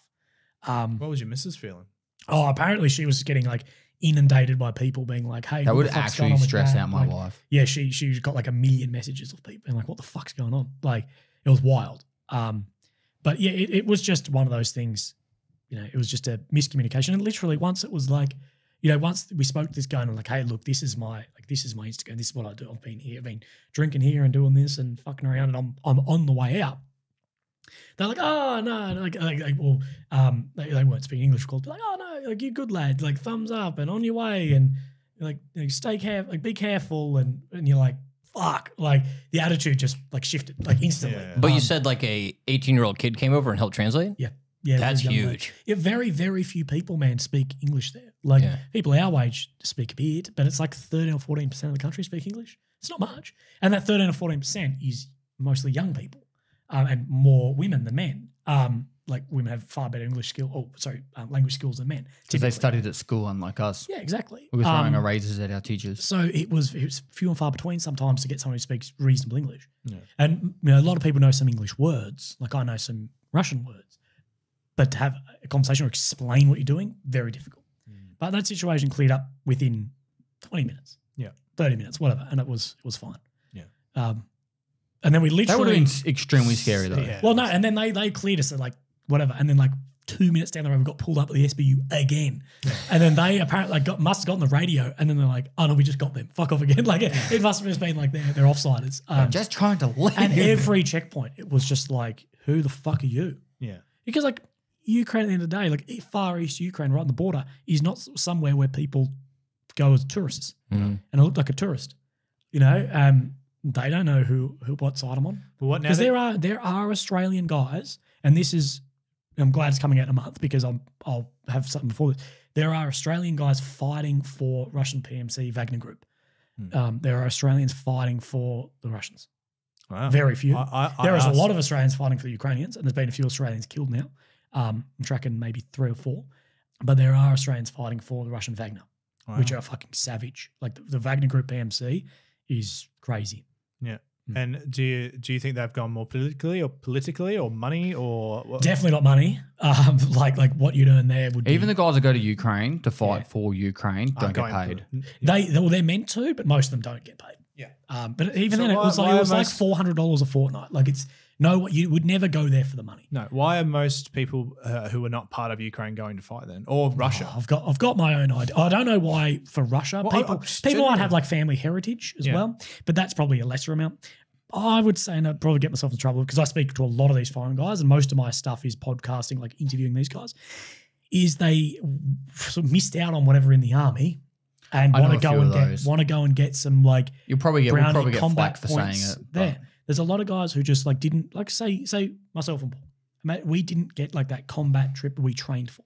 Yeah. And there's guys who want to be like, I want to go and do that. I want to go and do that shit. So they've I had all wanna the go- training. They've had the Yeah. experience of being in the military, Yeah. but they never got the opportunity to do the job. And Oh, it's a yeah. bit of like, I guess, fear of missing out. Yeah, it is So fun, they though. believe in the Ukraine is doing the right thing by, like, the Ukraine is the right nation to support, but they want to do that military experience. Yeah, and I want to fire an actual javelin at a Russian tank. And to infantry guys, that's like a big deal. Like, that's fucking awesome. But Yeah. I think a lot of them get a realistic view when they're there. And they're like, hang on. The experience of the guys sitting around the lunchroom that you talk to who were in war were fighting guys in sandals in the desert Yeah. with AKs from the Soviets in the fucking 60s. Yeah. That's what you were fighting. You go to the front line of Ukraine, very quickly, you figure out, oh shit, especially when the media is telling you that they're nothing. This is still a fucking super. One of your most recent There's a lot of interviews was a guys there. guy, he was like, I'm going to go help out over there. Yeah. And he spent his first like 3 days just digging. Yeah, digging in a hole because the artillery is that bad. And you get this idea when you're at the front line and you start seeing tanks and you start seeing Russian fighter jets, and you'll see a Russian fighter jet go over the top of you at 200 feet and 1,000 k's an hour and be like, what am I going to do against that? Like, He drops the bomb, that's you. Yeah, done. you're gone. Like, And they got drones. There's not just like Yeah. jets, there's drones, there's artillery, there's tanks. Russia does have some very good equipment too that people don't realize too, or especially Wagner Group. Most Russian soldiers are completely shit kitted out. They got whatever shit, they're left ones. But there are some units with very good equipment and very good tracking equipment, whatever. Especially Wagner Group, like the private military PMC, which is a whole another kettle of fish. It's fucking wild. But it's a real war. It's a real war. It's not a skirmish. Like, and I say to guys who ask me about going, I'm like, in Afghan, you were going to win that battle. Yeah. Now, of course, there's heroic shit and people died and whatever. But we lost 42 in 20 years. Yeah. Australia. Where realistically, they're losing hundreds a day on both sides, if not thousands in a bad day. This war is not a skirmish in the desert that you're going to win. If you get into a contact, like a shootout in Afghan, the coalition is just going to send the amount of shit until you win that. Now, of course, people die on this heroic stuff, and I'll never take away anything's experience for that. But the coalition's going to win. You're going to call in an F-16 or an Apache or other troops, and it might take an hour to get to you. It might take 5 hours, whatever. And there might be a lot of casualties. There might be a lot of casualties, but you are going to win. Yeah. At the end of the day, here, there's no guarantee you'll win. I did an interview with an Azov guy, and he was the only survivor from his battalion. 600 guys. Oh, He was sorry, the what's only an Azov? Azov battalion. That's what I was going to ask you about this too. is a very contentious point. Was really the nationalist Ukrainian battalion. These are the ones that a lot of people thought were These are the Nazis. ones. Well, I should say that there's a lot of Nazi ideology. The people in there Nazis. There's definitely Nazis within them. 100% there are. There's also Nazis within our ranks as well. Yeah. To a lesser degree, but because it's not based off more Nazi ideology, if that makes sense. But a lot of that has been cleared up in recent years. And this is going to sound horrific to some people, and I'll couple of shit from this. There was a lot of that initial. The home of Azov Battalion was Mariupol. And a lot of guys will say a lot of those like really pro-nationalist Nazi types got killed in Mariupol. Like the majority of the ranks now are newer guys. And realistically, Ukraine has a large Jewish population too. There's definitely a nationalist battalion, but it's not the rumors of it's definitely not what it was years ago. Because it got reformed after 2014 too. Yeah, and it got soaked into the normal Ukrainian forces after following that too. But I have my own opinion on it. I won't dispel that. But as far as what's out there, it is still pretty savage. It's one of those things. That would not fly in any other country. Well, not any other country. It wouldn't fly in a Western country. Fucking absolutely would not fly. And I talked with this guy, and he's the only survivor. The whole 600 guys, whole battalion, he's the only one survived. Yeah. And that is what happens all the time, both sides. But that's the casualties you're talking about. Yeah. And he was like, man, I got a surprise. He served in the Marines, I think, or the US Army. And he was like, because he was a foreigner, went fight Azov. And he's like, man, we were just overmatched instantly. But he's like, I saw one Russian. Yeah. And everyone else died. and he's like, man, it was fucking insane. So, that's the realism of war. And that's why, the real war is not glorious at all. No, I don't think. Most guys, like I know an Australian bloke who, got pretty fucked up. He was on the front line for like 2.5 hours. Nowhere even near. When I say front line, you have the last line. Last line is what we think of the front line. The last line is you're the last Ukrainian position before Russians. Yeah. the front line is really anywhere within that band of, say 5 kilometers of like real targeted artillery range. Not just artillery range, you're talking more 25, 30 Ks, but say their guns are 10 Ks back and they're targeting things. That's really the front line. Yeah. And he like literally just like, I quick patrol on this front line. Next thing, blown up on the front line for like hours. Yeah. Like that was it. Didn't say a Russian, got no anything, saw nothing, whatever. And it's not glorious. That's most people die from just in a dirty hole from an artillery shell hitting them. Yeah. On both sides. Yeah. It's horrific. It's a horrific war. And, we come across basements full of bodies, wells full of bodies, shit like that. Bodies just lying on the ground, rotting away, dogs eating them, people with no hands, with no heads. When you get shot in a PlayStation game or fucking TV, it's not like that. Like you see what, 25 mil does to a body, even a big gun does to a body. It's fucking insane. It'll turn you inside out. Like, and then the body's left there to rot for 2 weeks and the dogs eat at you, whatever, it's fucking brutal. Yeah. Brutal. And people don't have that idea that is what's happening on both sides by the thousands. No, I'm still very shocked that we're experiencing. I know there's not just Ukraine war happening now, but it's obviously been brought to all of the forefronts of our mind because it seems to be more in our media.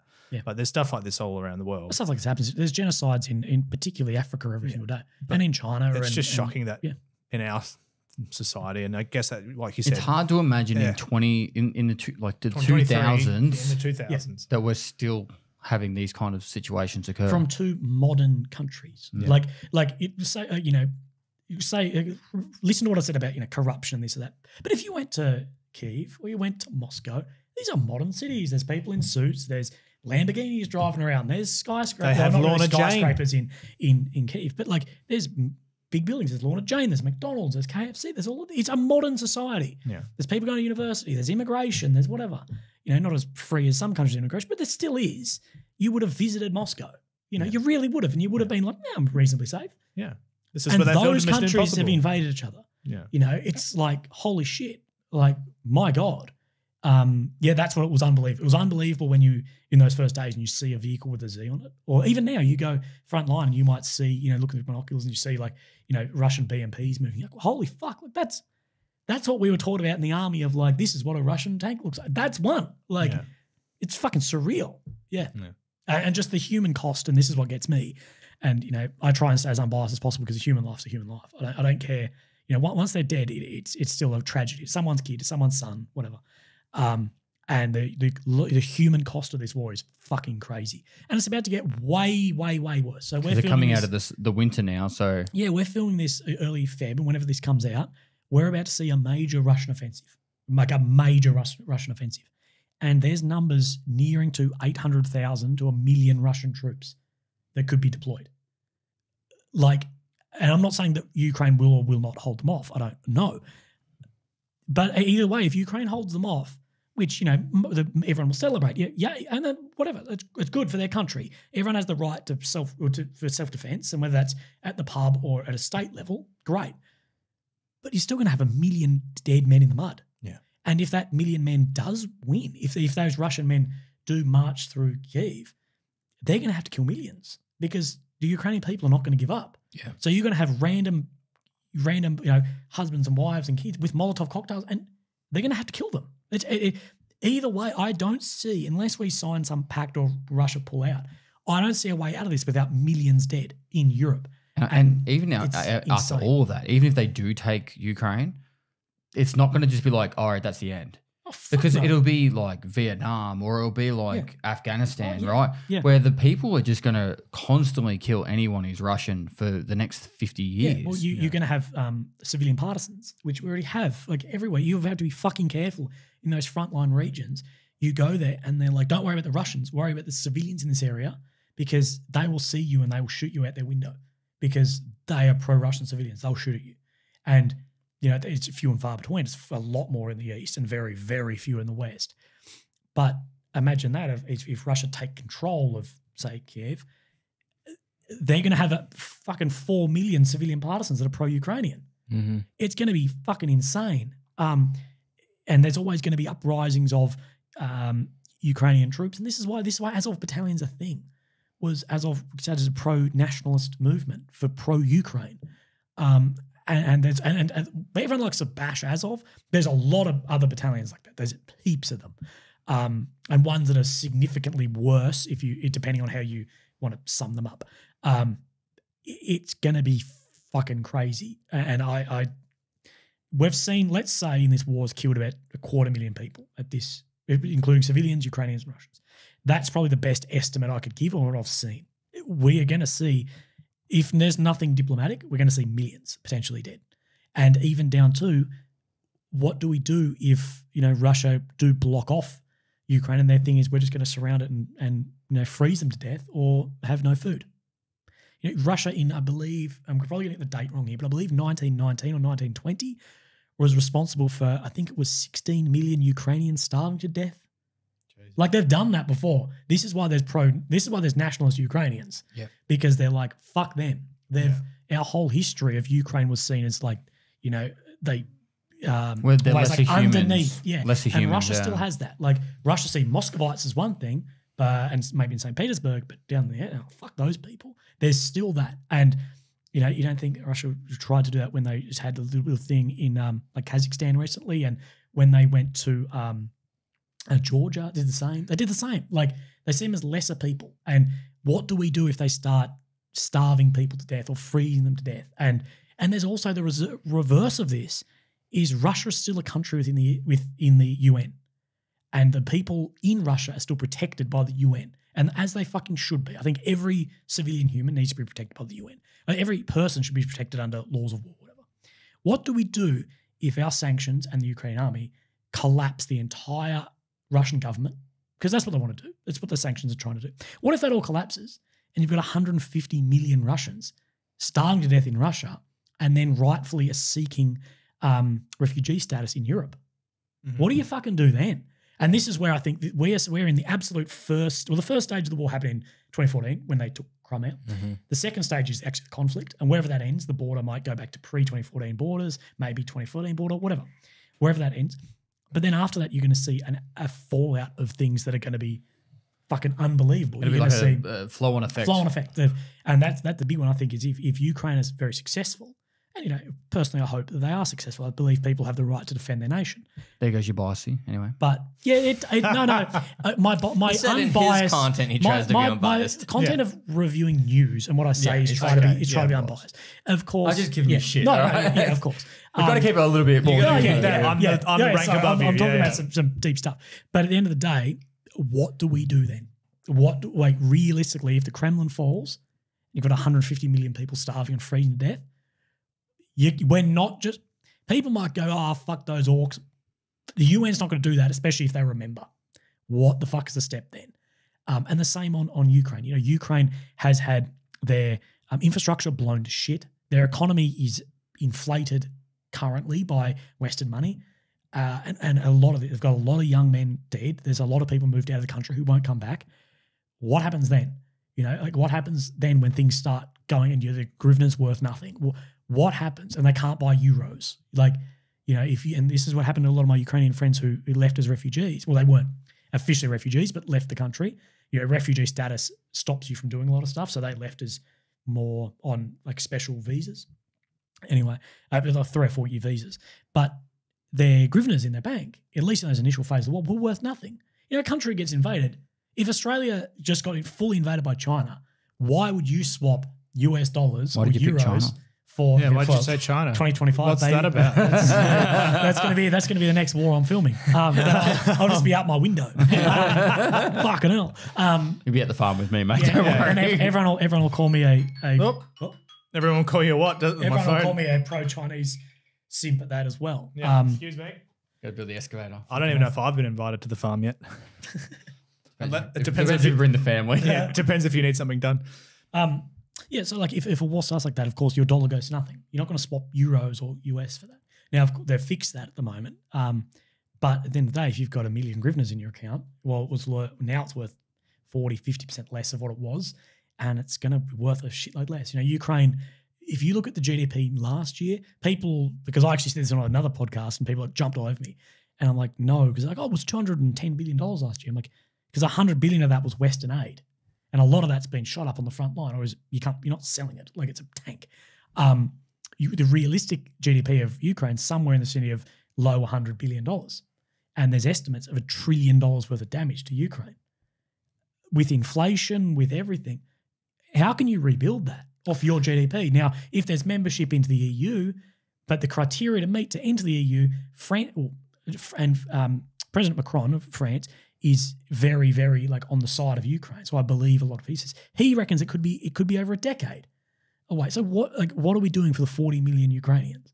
This is the steps the war. I don't have answers to, but I'm just saying people don't think about. There is some argument, and it doesn't end. There is some argument to say that, and obviously this is everything are lining up perfectly. Like Ukraine pushes out Russia, it reholds its border, and they can rebuild. There is some argument to say, and I'm not like an expert in this field, that when they rebuild, it will be like a rebound of like a rubber band effect. So, for example, they'll build the most modern, infrastructure, technologies, universities, and everything. Yeah. So it'll kind of turn into like how Japan came out of World War II. Yeah. Really sanctioned hard, struggling to get by at the start, but then later on, look at Japan now. They're like the most extremely high technology country in the world. Even Germany as well. I like some. Germany, Japan. Yeah. But you've got two ways of this. Obviously, this is everything aligned. You've got examples of Japan and Germany, and then you've got examples of Soviet Union. Yeah. And countries that came out of the Soviet Union. And the only countries that are doing well out of the Soviet Union join the EU, join NATO. Poland, Latvia, Estonia, countries like that. But then would that even work? And even then, they are still like Latvia, Estonia, Lithuania still have a lot of remnants over from the Soviet Union and still struggling. Like it's still struggling economies in many regards. If they weren't part of the EU, they'd be in a pretty shit situation. Where you could have that rebound effect, but the problem's going to be Russia's always on that border. And I don't think they'll be able to join NATO as long as there's a contested border, you can't join NATO, which is what I don't get of why Russia invaded, because Russia didn't want Ukraine to join NATO. What if I was Putin, I would have done is I would just fire one artillery shell a day over their border. It's contested. Because Finland will have to do that. Finland get into NATO. There's actually it's not contested actively, but from World War II, there's a border of Finland where they would say it goes through and Russia's there, and they'll have to give up any right of that to join. And Finland will be like, fucking whatever. The benefits of joining NATO, fucking unbelievable. And maybe Ukraine might go, yeah, we have to give up this little bit, but it's worth it for NATO membership. And that's up to them to decide, because the Ukrainian government has said that they won't give up a square inch of land. Fair enough. Fair enough to say online. Fair enough to say that as the president. Realistically, what's going to happen? You might have to do something else. We're talking realism, so we're not talking what's niceties, because Russia is still a superpower. And the thing is with the rebound effect is, what if that happens to Russia? And at the end of the day, Russia has still, the land mass is unbelievable. The amount of fossil fuels and usable resource in Russia is unbelievable. Coming into climates where we're seeing like the UAE and those Saudi countries start getting less and less oil, and the demand for oil is not decreasing that much, really. It's not. No, it hasn't. It's gone up. It's going up, and who has all the fucking oil? It's either in Central Africa, which is very fucking hard to get, or Russia, which you can pipe to Europe.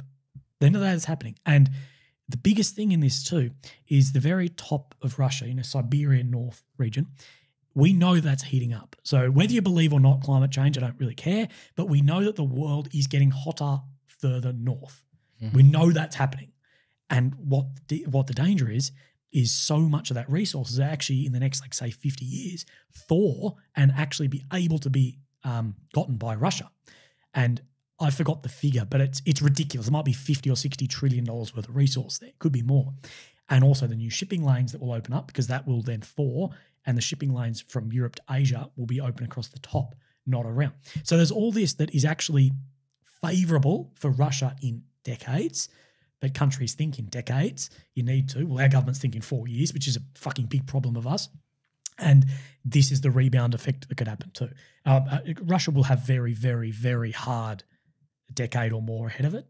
But at the end of the day, money fucking speaks. And it's come out Bloomberg today. Is it the 4th or 5th? I think it's the 5th of Feb today.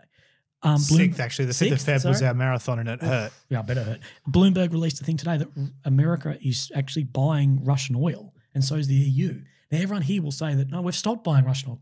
No, we fucking haven't. The sanctions we put on Russia was we can't buy it directly as refined oil.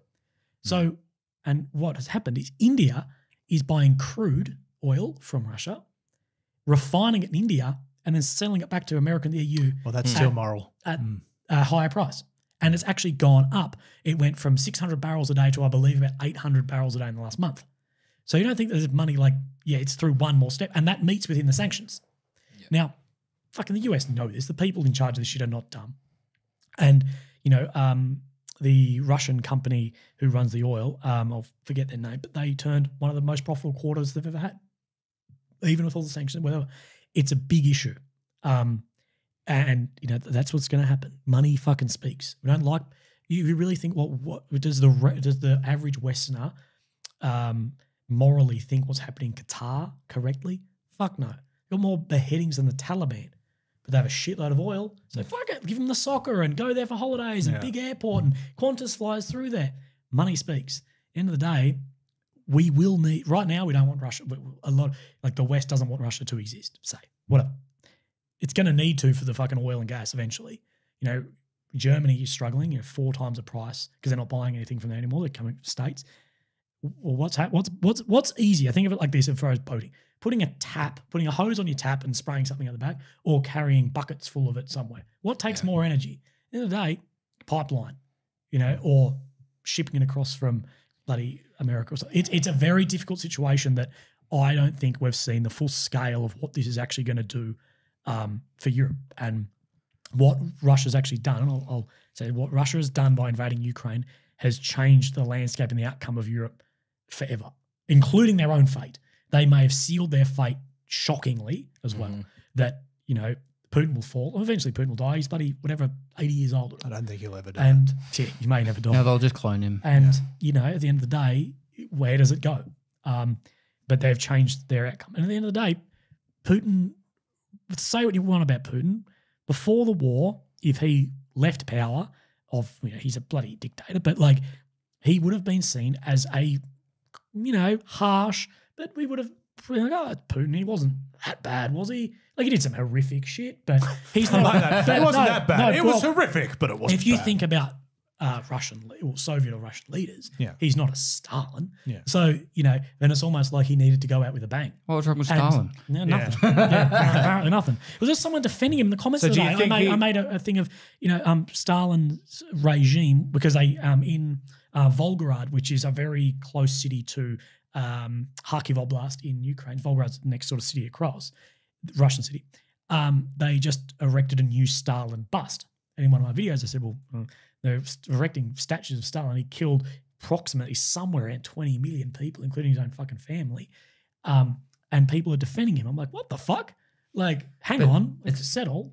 I don't want to get too deep into history and that, but there's people starting to spread that the Holocaust wasn't real. Yeah, now. that's like, fucking stupid. It's tracking. I think it's because living memories are starting to completely to go, and it's making the world forget a lot of things. The trust in media has gone. Yeah, it has gone, and the media they shot themselves in the foot. The media fucked themselves. They did it through bullshit articles around like the Rona to everything. Like I'm not a denier of that stuff, but everyone will admit that the media lost face massively. You can't trust them when and I think it started with like the Trump Biden campaigns on both sides. That the right media like oh Biden, no he didn't, or Trump said no he didn't. Like. It's so easy now to fact check things. Like that's all bullshit. Yeah. Like on both, and right or left media, both bullshit. The mainstream, they're both bullshit. The answer's somewhere in the middle, and they've just lost face over the past 5-6 years, unrecoverable. Like they're bleeding money unbelievably, and people don't trust them. So people come. That's my job wouldn't have existed 3 or 4 years ago. Yeah. When now I can have a job talking about this because people go, I don't trust this. I trust some random YouTuber. Yeah. And at the end of the day. If you're some random YouTuber who's got a following of a couple 100,000 people and you're going, oh, Stalin wasn't a bad guy and the Holocaust didn't exist. People go, well, the mainstream who lied to me about X, maybe they lied about this. Now, I've met people who are Holocaust fucking survivors, you know, and I've met people as well in Ukraine who were absolutely like under the wrath of Stalin. That shit exists. It bloody exists. But people will not believe it. Now, and more people are on the pro-Russians. There's more people than the absolute majority is pro-Ukrainian, but I'm seeing more and more people shifting to the pro-Russian side. What is weird, because I can monitor the comments and be like, wow, I didn't think that would happen. And it's people who are against the West in the West who I don't like our government, so I like theirs. You can dislike both, that's fine, but one's not the solution to the other. You're not going to live better. You don't have to there be than polar. here, Like trust me. you have to be extreme one or the other. You can live in that middle ground, and you can talk with opinions. We've spoken about how social media has made someone like you either have to be hard one way or hard the other. You can't actually just have a discussion about something. You can't actually ask questions or try and learn or try and understand or empathize or anything. Well, you cannot be non-biased. Yeah. Like if I bring up corruption in Ukraine, which is a real issue, people go, you're pro-Russian. Yeah. No, I'm not. Because I'll say there's the corruption in Moscow is as bad or way worse. Yeah. But it doesn't matter. If you don't follow the narrative to the T, you're off, which is a dangerous path to walk. Because once you're on that narrative, you have to stay on that narrative. And I'm seeing this recently, early February, and by the time this podcast has come out, have a look at the maps, look at deepstate.com and have a look at where the Ukraine map is sitting. Right now, the battle for Bakhmut, which is, a large, small city, large town, I'll say small city in the east of Ukraine, is basically getting encircled by Russia. And this could be the trigger point for a massive Russian offensive. And right now, on the ground, Ukraine is losing because they're waiting on this shipment of Western weapons. They're going to take months. And Russia's ready to rock and roll. They're just going to take this town and one called Volgodar right near the bottom, and then they can launch this offensive. So it'll be very interesting to see where it is when this comes out. But if you say, look, this border, if you're going through the dates on the map, you're going the first, the second, and you see the red line of Russia move forward and forward and forward, and you say, well, they're taking ground, they're winning this battle, you're a pro. No, I'm not. Because if it was going the other way, I'd say Ukraine's winning this. Yeah. But, it's very difficult, and people need to sometimes just try and listen to fact. Yeah. All right. I need to like bring this. Oh, sorry. We've gone very into the Russian war, and we've gone off about your experience in actually being in the That's country. my bad. We're very much debating war in the world, which is fine. But otherwise, we could actually. I was ready to go for a couple more hours. No, we're still going to go for a bit longer. We're about to bring up Hitler. You'll be there. No, just staying on the Russian. Yeah. So, we were talking about how you were leaving the country, and you left the country. Actually, you got to the Poland border. I remember seeing that. Yeah. And one thing I just will quickly touch on that. The thing that that's my last viral video. Yeah, that thing that touched me the most was the generosity of the volunteers. Yeah, absolutely. And it was just everyone came. Yeah, I thought the guy that drove me from the Poland border to Warsaw, which is say a 7-hour drive, was one of the tour managers for Rammstein. I don't know what that is. The Rammstein, like the band, like the German Du rock hast. Definitely we're not allowed to listen to them. No, we weren't allowed to listen to them. I am familiar though.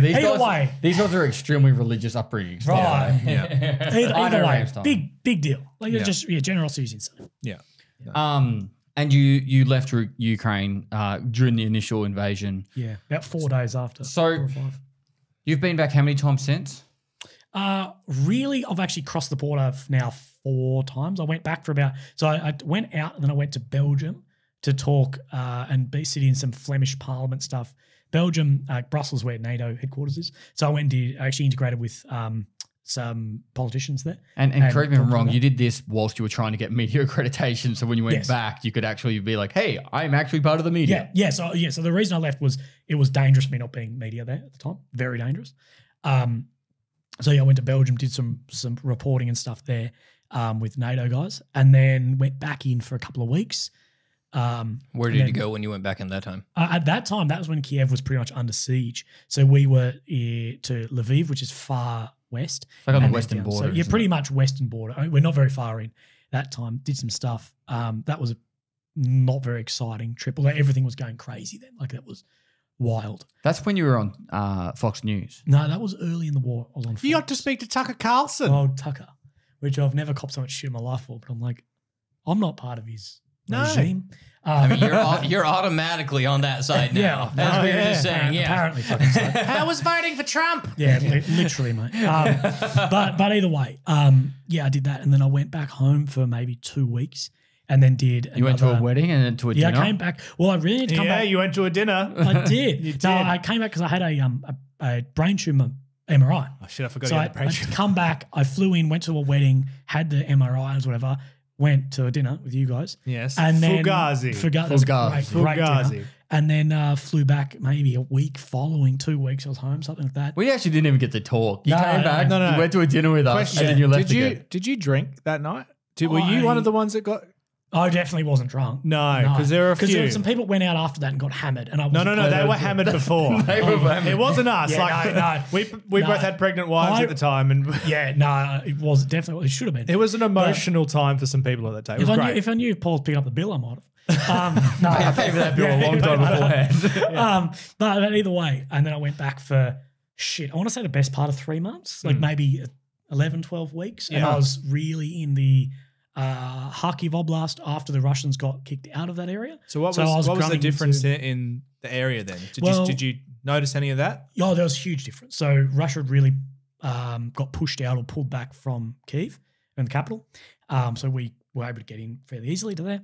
And I was accredited at the time. So then we went to the far northeast border in Kharkiv, what was basically surrounded at one point, like in a tactical or encirclement, which is not a full surround, but very difficult. And that's when Russia started pushing, Ukraine started pushing the Russians out. So we were able to fucking dodgily get into some areas where Russians were only a day before. So, and that's where we're coming across wells full of bodies and basements full of bodies. You saw all this? Oh yeah. Tanks in garages blown up with guys, half out of them burnt to death. Like, yeah. And what's the that? Russians What was that experience like? Oh, this is the reason why I have more of a pro-peace mindset than the fuck the Russians, fuck the Ukrainians mindset of the pro-Russians, pro-Ukrainians. Democracy. Because you see this and you see, say, for example, in one of the villages, a Russian tank basically like next to the house that had like a cook-off ammunition, and the crew commander is half out the top from like here up, he looked pretty good, but he was trying to crawl out. You can see like his hands trying to crawl out of the tank, and the rest of him just like skeleton because he'd just been burnt at the hatch. Oh. He'd been burnt to death from the waist down, but from here up fine. And we went into this where the Russians were holding this like village, and whoever got killed of the Russians, they were just thrown in the basement. And we went in there with the people who were just going back there, like that was their house. And we're with them, and we didn't even know what was going on. We didn't know what we were walking into. And we're with these people and a translator, awesome translator, great guy. And they're like, he's telling me, the people say it smells in here.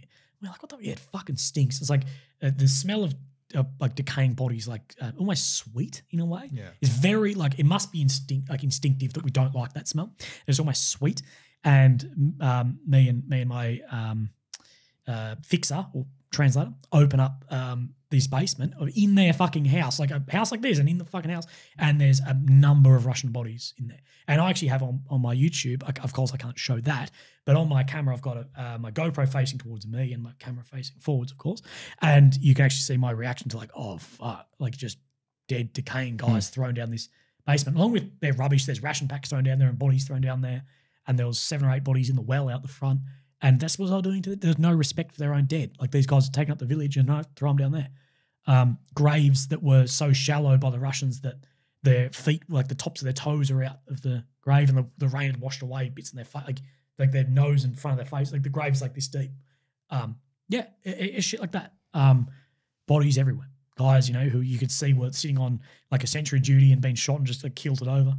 They look like there's a live Russian on the ground. You're like, what the fuck? And it's just some guy shot, killed it over. Like, schools full of ammunition, full of bullet holes all through it, bodies out the front. I actually wanted to ask about that. So had you been to any of these places beforehand? There's a few places that have been in peacetime. During peacetime. During peacetime, that I... So when you went back to, was it like... Oh, because in my mind, every footage I've seen from the Ukraine war is like every building's totally destroyed completely. No, that's wrong. It's like you're not wrong. I'm saying like the perception of that is wrong. That's what the media is showing.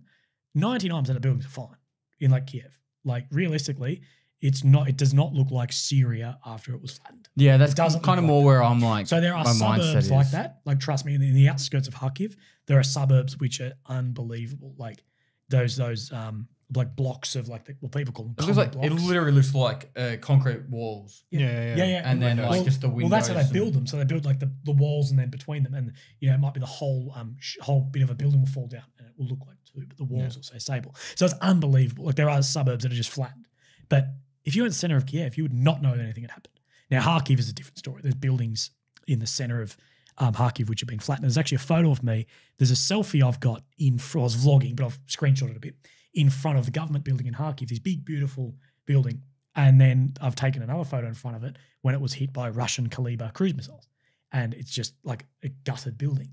And I've been to a lot of these places. And actually when I was back in Kharkiv, which is where I spent most of my time pre-war, I had a number of friends. I've got the male friends there are all, well, majority of them are fighting on the front line. But then my female friends from the area were actually messaging me or their families being like, hey, Willy, this is my address. Can you go see if my apartment's still there? And there'd be a number of people that'd be like, hey, look, I'm at, Google Map, because the Russians weren't, like, you're still dangerous. Like, you'd still wear your body armor around. Like, the Russians are 10, 15 Ks away, which is still not far. Like, artillery systems will fire 30 Ks. And I'd Google Map to their area, and there's you have to be careful because the landmines fucking everywhere. And other explosives left. What about Lardonevas? Yeah, Lardonevas everywhere. But I'd go to their apartment like, hey, my friend Yulia, I'm like, hey, Yulia, I'm sorry, but like take a photo. Like, this is your fucking apartment. Everything's gone. So it's unbelievable. And I walked around with some what about Kraken guys who are like I'm a little bit all over the shop here, but what about looting and like? Yeah, massive too. Yeah, it happened, and it would happen everywhere. It happens when there's bushfires or a tsunami or something too. Looting happened, and that was shocking as well. People still live in the buildings, half fallen down and shit. Like, there's footage of me with Kraken battalion, and Kraken. A lot of people would say Kraken is more infamous than Azov, who are in the know. And I was walking around with these boys, really great guys. And the funny thing, they're joking about being Nazis. Like, they're like, oh, no, you're a Nazi, because they're taking the piss because they're like, this isn't fucking real. Like, I might be like, oh, you're a flog. I don't think you're that. It's just banter. Yeah. The funny thing is, the more in the military you get that name for yourself, you'll lean into it more and more. Yeah. And I've seen these I guys joke all the time about sucking dicks. And I've seen I haven't done it when yet. when the press drive past, they'll throw up like a Nazi salute because they're like, the press will fucking eat this up. Yeah. They're probably not like that. But anyway, I was walking to these guys and they were talking to me about, and there's videos on my thing, not to plug myself, sorry, but like, and they're like, we don't want anyone to know who you are. Like, we'll plug you. Currently, plenty. I'm on 99,100 followers. So hopefully, by the time this is out, You'll be at 100K. Everyone unsubscribe. But unsubscribe now. Unsubscribe so we can subscribe again to get it to 100K. They were like, yeah, we were here and the Russians bombed it and this building was on fire and people were jumping off the building because they're burning to death. And like, I'm walking around and there's people still living in these buildings because it's their home. Like, it's that area is fucking wild, but it's not those. The footage you see of, let's say, Syria, where it's just gutted buildings for kilometres. Yeah. There is that. There are suburbs that have been hit like that, but it's definitely not the majority. How does that make you feel? Like, when you go to an area you've been before and you come back and it's like, this area was so beautiful before and now it's gutted. Does that give you like a wave of emotion or anything? Yeah, it's a hard reality of it. Like, you're like, holy shit, especially if it's your friend's apartment or somewhere you'd been, like the pub we used to drink at, which was the best pub in the fucking world. If Ukraine hopefully gets back on its feet. School pub, Kharkiv. I've travelled the world a couple of times. Best pub I've ever been to in my fucking life. Great fun. Do they do a still good there? schnitty? Do they It go? still exists, but there's a lot of damage around it. It's not it's not like a pub like Aussie pub. It's like more of a bar, but it's sort of like a legal bar underneath an illegal bar underneath like a block of flats. It's fucking legit. It's so good. Too legit to quit. And it's so good. Sorry, anytime someone says legit, I have to respond from the quote from the movie Hot Rod. I'm too legit. I'm too legit to quit. But let's leave that there. But like either way, it's a weird feeling of like this was, and you'd be like, oh, this is where I used to eat. Now, I could not express like how people must feel who lived there. Like, my friends grew up there for 20, 30, 40 years and they're where they used to go to school and it was just blown to shit. So I can't say that it hit me much, but it definitely has this weird feeling. And there's a village far east called Zolote, which I was speaking to a lady and I don't know how fucking old she was, but little babushka. And she was going down the old Soviet mine to get coal because when the Soviets moved out, the mines closed, but the only reason to get heat things was coal. So she was, let's say 90 years old, going down the mine to get coal and come back up. And she's like, I can't leave, blah, blah, blah. And she was right on the front line. And you can see, this was before the war, sorry, and you can see the trench systems. You can see where the Russians are at that tree line, the Ukrainians are at this tree line. This is before the war. And Zloty is right there, so you need to be careful of sniper fire in there. And she was telling us, she's like, yeah, as a kid, I remember when my parents would be like, be quiet, the Nazis are coming.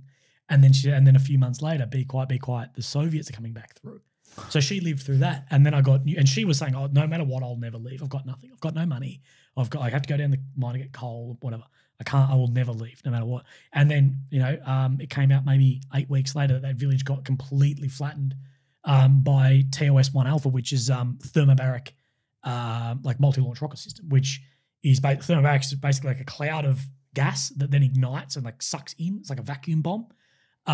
Unbelievable weapon because trench systems don't help you, bunkers don't help you, nothing helps you because it sucks in. And buildings and bunkers and everything are made to hold out or keep things out, but they're not very strong on suction coming in, like vacuum, not strong at all. So it just flattens everything. And TOS-1 is a very, very scary. Look it up. If you look at Google, like TOS-1A flamethrower, unbelievably fucking savage weapon from the Russians. And that whole village got flattened by TOS. And I'm like, well, 99% sure she's dead. Lovely old babushka or babusia in Ukrainian and gone. The village gone. Like, and it's heartbreaking. Like, fuck. Like, yeah. Oh, yeah. Oh, it's absolutely heartbreaking. The fact that she's lived through Nazis, the Soviets, and now she's dead. Yeah. In 2023, this is how she dies. Yeah, no, I took this lady, because we had a vehicle in the Far East. This is only my last trip, so I did another 3 months after that. So I spent 7-ish months there, 7.5, whatever it is, I don't know. But I did another 3 month stint, and we got word off a Ukrainian friend that this lady needed to go to the next city to do chemotherapy from a place called Slovyansk, which on a map is very still a hot zone. To Kramatorsk, which is not very far, might be, let's say, 15, 20 kilometers. So we're like, we've got a vehicle, we'll take it a chemo thing. And it intrigued me because I'm like, I know what that's fucking like without chemotherapy. It's fucking insane. Get in the car and seems like a long way since we spoke about chemo, doesn't it? Yeah, sorry. It does. And we're talking to one another and, she's got the scarf on and looks sick whenever she's with her husband. And, we're there and I feel bad because we picked them up at the house. We're wearing body armor and shit. And there's active shelling and whatever.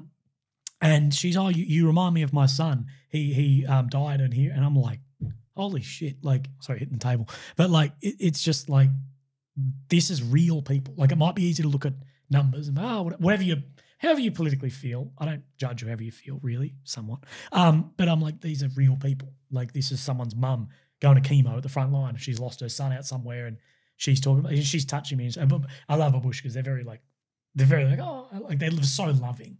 And it's like, holy shit, like that's real. Like it's fucking real. Like these are real people, real villages, real cities losing everything and just being indiscriminately shelled. And the next day we stayed in Kramatorsk and we could see over Slovyansk where she was. And me and this other guy, the filthy American, Chase, he's a great journalist, we're looking over this and just see this whole Slovyansk region is getting hit by a multi-launch rocket system. Just like red like puffs and we're like, holy shit, like just getting like unbelievably battered for hours. And thank God both her and her husband are all right. But you're like, you're doing chemo and you're living through that shit. Like, wow. It's, I don't have a perspective on it. It's, and these people 12 months or 11 months ago, basically for now, lived in just a random village city. Yeah. They might have been in that city multiple times. There's a McDonald's. And now they're doing that. And, if you don't think that could come somewhere, and this is why the Polish are so big on supporting the war, is the Poles are basically like, if that doesn't stop there, it's going to be here. Mm-hmm. Yeah. It now realistically it's going to be NATO, probably fucking not, but you'd have to think it. That's why all these other countries are like, we want NATO membership because we don't want that shit, and you don't think that can happen here? People lived like I remember you go to these cities and there are people driving Porsches. There are people living normal lives. Just, whatever. It's normal.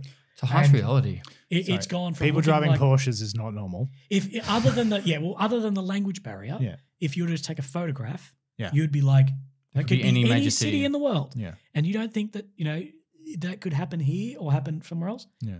It could. And if it did, it would be far worse. Mm. Like it's bad between Russia and Ukraine. Imagine if it was, say, China and NATO.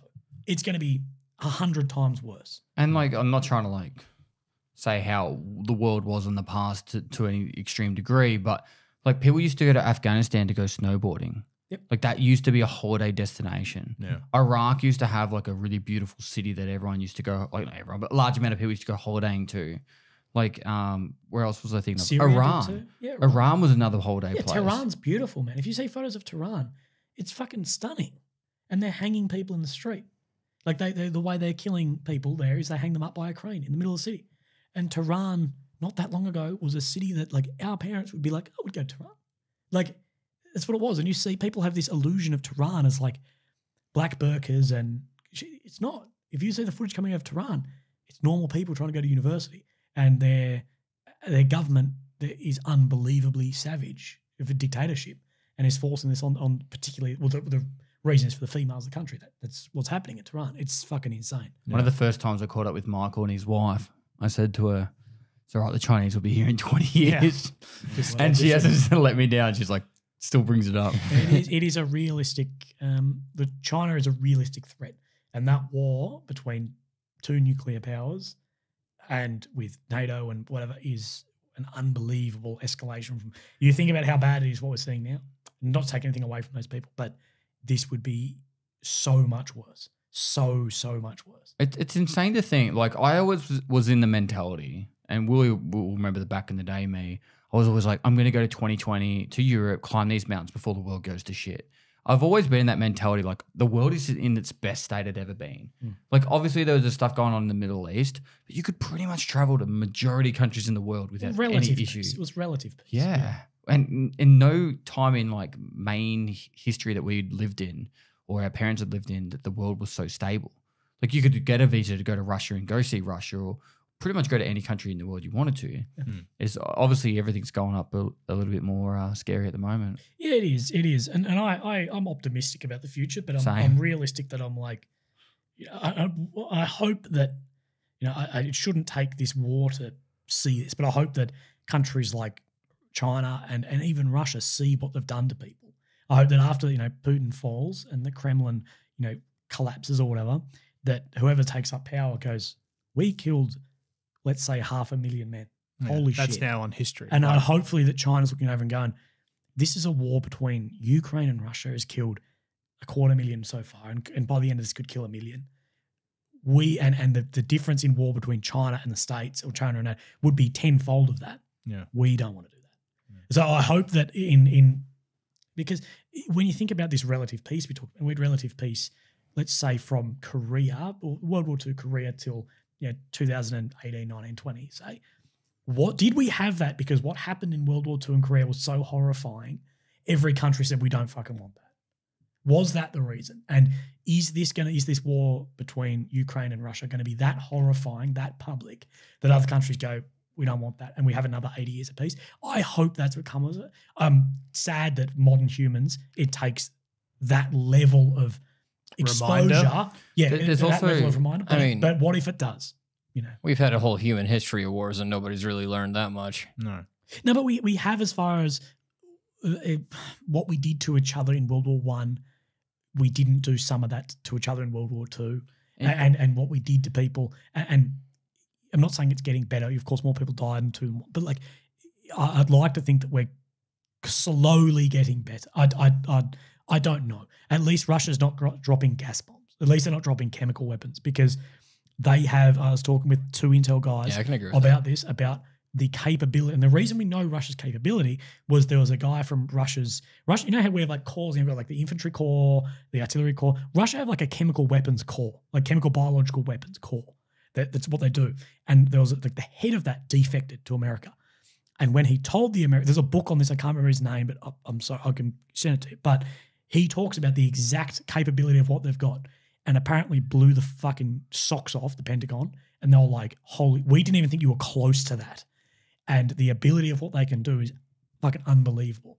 And I hope to God, and I'm not even religious, but I hope to God that we don't see that. But maybe we're slowly getting better, but I don't know. The crimes you hear of crimes against humanity from Russia at the moment is unbelievable. So I don't know. I'm optimistic about the future, but I'm also realistic that the biggest industry in the world is to kill each other. Biggest industry in every country is defense. Every country, by a fucking mile. I don't know. I feel like ours is NBN. Yeah, it's bloody not. That's why it's so bad. Yeah, I know. I wish it was. Now we've talked, and this has been quite a heavy podcast. I say this without trying to be cheeky, but what are you hoping to get out of the next Ukraine trip? When are you heading back? I really don't know. I was meant to be going back like this week, but some things have gotten in the way. Sorry. Are you telling me we rushed the podcast? Not this, but There will be another trip in the future. This sounds bad, but I'm waiting for things to start happening. You know, like at the moment, it's pretty stagnant. The offensive and everything. Yeah. Well, in terms of a journalist, like in terms of a journalist, you, at the end of the day, if nothing's happening, we can't make a living off it. And this is I'm sorry, but it's the truth of the job that if the worse a war gets, the better business is. And at least my business doesn't influence the outcome of the war at all. Yeah. So people go, how could you? Well, my business doesn't influence the war at all. It might just show things that are happening. And without journalists there doing it, then no one would ever see it, and there's no one to give a shit about these crimes. Why do you think no one gives a shit about what's happening? Well, not no one, but the majority of people don't know about Burkina Faso, Nigeria, Mali. No one gives a shit because it's so hard to get in there as a journalist. Mali's kicked every single journalist, every single French soldier, kicked out.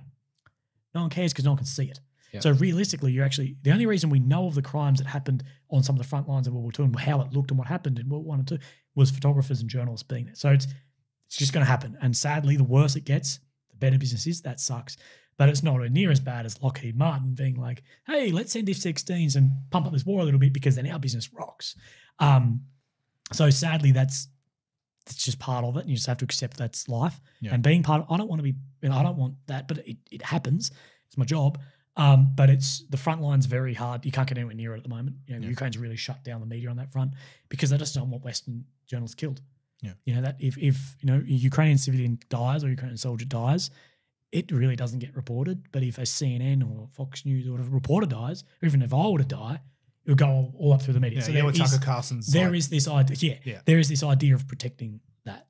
Now, myself, free media, I'm like, fuck it. Whatever. But they're also trying to limit damage to their country. And I'd make probably the same decision if I was in charge.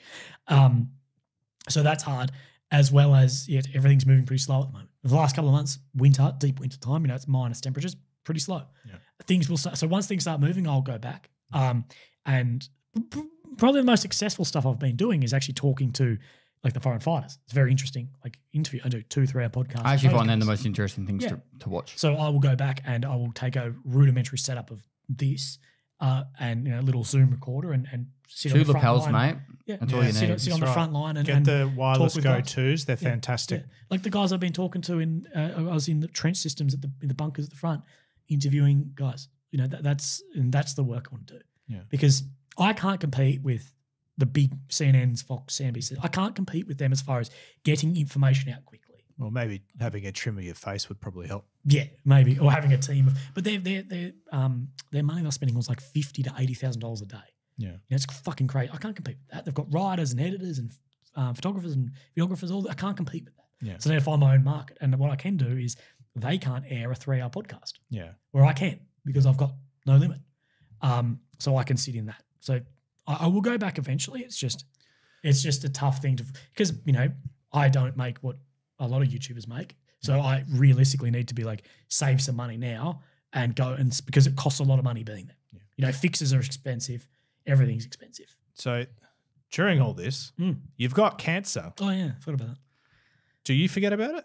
Yeah, absolutely forget about it. Absolutely. I've got another scan in, I believe, April time-ish, which I may have to push depending on what's happening in Ukraine if I go back or not. I'm happy to push that. But yeah, I get a scan every couple of months and go from there. Yeah. It's growing slowly, so there's not much change. It's slow change. Yeah. But yeah, I forget about it unless I'm doing like a podcast like this, which I do, fairly often. I talk about things. I forget about it in between. Yeah. So thanks, you pricks. No. You're welcome. Glad we could help bring it to the forefront. Bring it up. Yeah. We're glad that we could bring you the trauma again. I felt like having you here, we kind of need to give the backstory. Otherwise, it doesn't really give reason. Like, hey, you're just some dude that like wanted to be a reporter. Yeah. It's just like, oh, this dude's just a like a war zone tourist, which exists. Like war zone tourists fucking suck, man. Yeah. And I agree. I was probably that in the beginning, but I had good intentions. There's people you were there beforehand. I was there beforehand too. There's a lot of. I'm not bullshitting you. There's people there to take photos and shit and promote OnlyFans. That shit fucking exists, man. Social media is so fucking toxic. There was a big thing after the Chernobyl doco. Yeah. The miniseries video. That Netflix series that came out? Series. It was actually HBO. HBO, whoever made it, right? And then straight after it, tourism there just like skyrocketed and everyone was like trying to get selfies and all that kind of stuff there. Yeah. So it's a real thing, and that's just social media. But yeah, there's people there for absolutely the wrong reasons. Yeah. We call them, the people who work there call it what do you call it? The fictional characters of Ukraine. Yeah. There's a bunch of these dickheads. I And a call lot them of attention whores. And a but lot go of them on. get around, man, in like camouflage. You'll be in like Kiev at the moment is, well, not super, but like when I was there last, say, fairly safe, normal city. You could go to McDonald's. You could go on the subway, things like that. And there's these fucking mostly American guys getting around in full multicam fucking gear. Like, what the fuck are you doing here? Yeah. Oh, I'm helping. And they're doing fucking nothing. Yeah. But taking Instagram photos and acting as if they help because there's a lot of money in the real fucking scumbags of this war are not the journalists. They're not the me's. It's the guys who start a charity of, I'm going to do this and do nothing. Because I know a charity that raised about $1.7 million and donated some gloves and some like water purification tablets. Donated maybe $400 worth of shit and raised 1.7 million. And they were being investigated by the SBU, like the Ukrainian guys, but then bounced back to the States and nothing's really come of it. Jesus Christ. So that's realistic happening. Yeah. And they're fucking scumbags, mate. Like, So let's go with. I don't want to go too much longer, but we've got you going back to Ukraine. Yep. Hopefully in the next a few months, or assumingly in the next few months, and then after that, do you have plans to do anything? I want to go to Afghanistan. So I want to get in and do interviews with the Taliban. Yeah. And I want to go to like the old bases and shit. I watched a YouTube video of a dude that went there for a holiday recently. The problem is they weren't there as soldiers. Yeah. If you want to go, I'm not saying do this, but if you're a civilian who's never served in the military, you want to go to Afghanistan, you contact the Islamic fucking like council thing in Afghan that's now the government.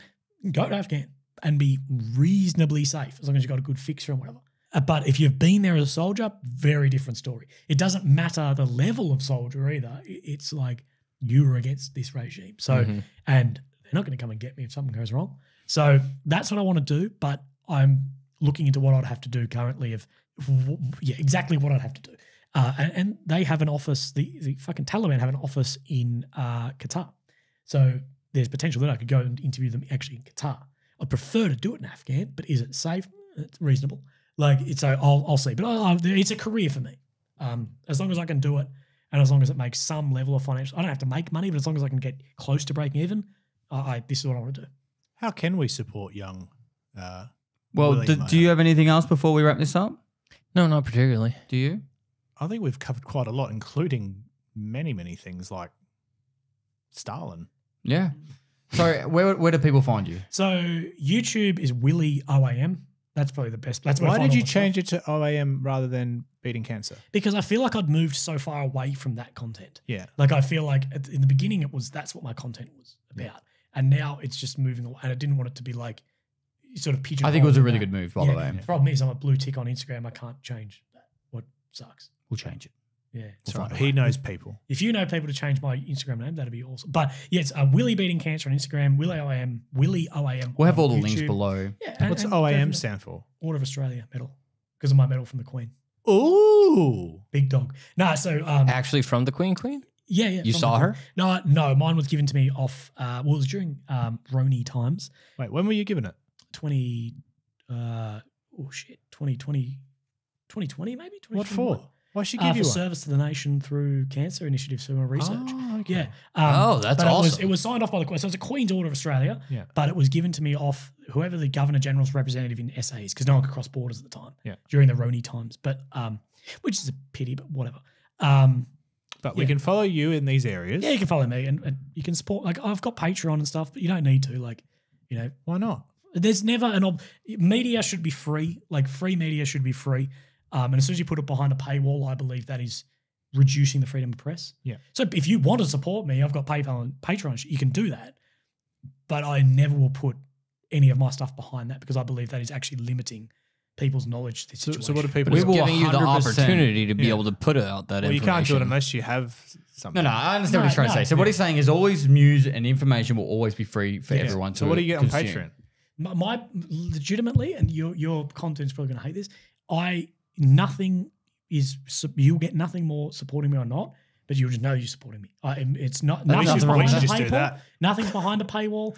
Your PayPal, if you send me money, you won't get anything extra for Oh, we that. put so much I behind a really paywall. fucking appreciate it. Yeah. But at the end of the day, it's supporting me to deliver this to more people. Yeah. No, So- that's awesome that you're upfront about it. So yeah. so there's you don't expect anything behind that, but it's just supporting me doing it for free. And realistically, if you support me doing that, and someone else can't afford to support me doing that, then it gives them the opportunity to see this media for free. Yeah. Because I believe, it realistically, say a lot of the media behind paywalls for, say, Ukraine was a very poor country on average and is poorer now than when it started. And if you go on Wall Street Journal or whatever to read a fucking article and it's behind a paywall, this Ukrainian is in the middle of a fucking a war is not going to pay your bullshit subscription to look at their article about their fucking country. Fuck off. Yeah. Like, it's ridiculous. So yeah, I don't really believe in that until my OnlyFans launches. And then Yeah, I was going to say, well, your OnlyFans will be good. Yeah. So, Easy. Thank you, gents. thanks so much for having us on. No, thank Wait, you. hey, thanks for Yeah, on the thanks so much for being Willy's on. podcast. Yeah. Thanks for having us on. No, thank you. Thanks for being here. Yeah, we're all excited to have you here because there's so many stories for you to share with us, and obviously I've known you a lot longer. I've only known this guy a few months, but I've known him for a while now. It's been far too long. So it's good to have you here and actually have a good conversation about it all. I was actually, I would sit there and listen to the whole. We could go for a lot longer, I could go for days. Yeah. but we will go for longer Yeah, we will. on our BPBs. On our BPBs. And as So we actually have a paywall behind some of our content. 100%. We are absolute all right. sluts for it. Yeah. So we've started up the Before Death YouTube channel, which by the time this goes Which live, fits well with me being on here. yeah. Yeah. So before it goes live, this will actually be it'll be live by the time this goes Yes. up, and we are making sure all our content going up there is the highest of crisp tier with really high production value. So And all the shit stuff goes. all this shit stuff goes goes on Patreon. Patreon. If it doesn't make the final cut, goes on Patreon. That's so right. if they want to see all the off cuts, if you want to pay for shit, Patreon. and We're then going to talk obviously about we just Stalin and Hitler. we'll just talk about random shit after the podcast about whatever we want. What's the creators? I have a economy? question for you in a moment. But the way that we sign off our podcast, and I feel like you should join in this time. Do you reckon you can? Okay. You ready? Before death. Fuck. It's good, isn't it? That's good. It's like having an orgasm. I don't know Thanks about for that. watching.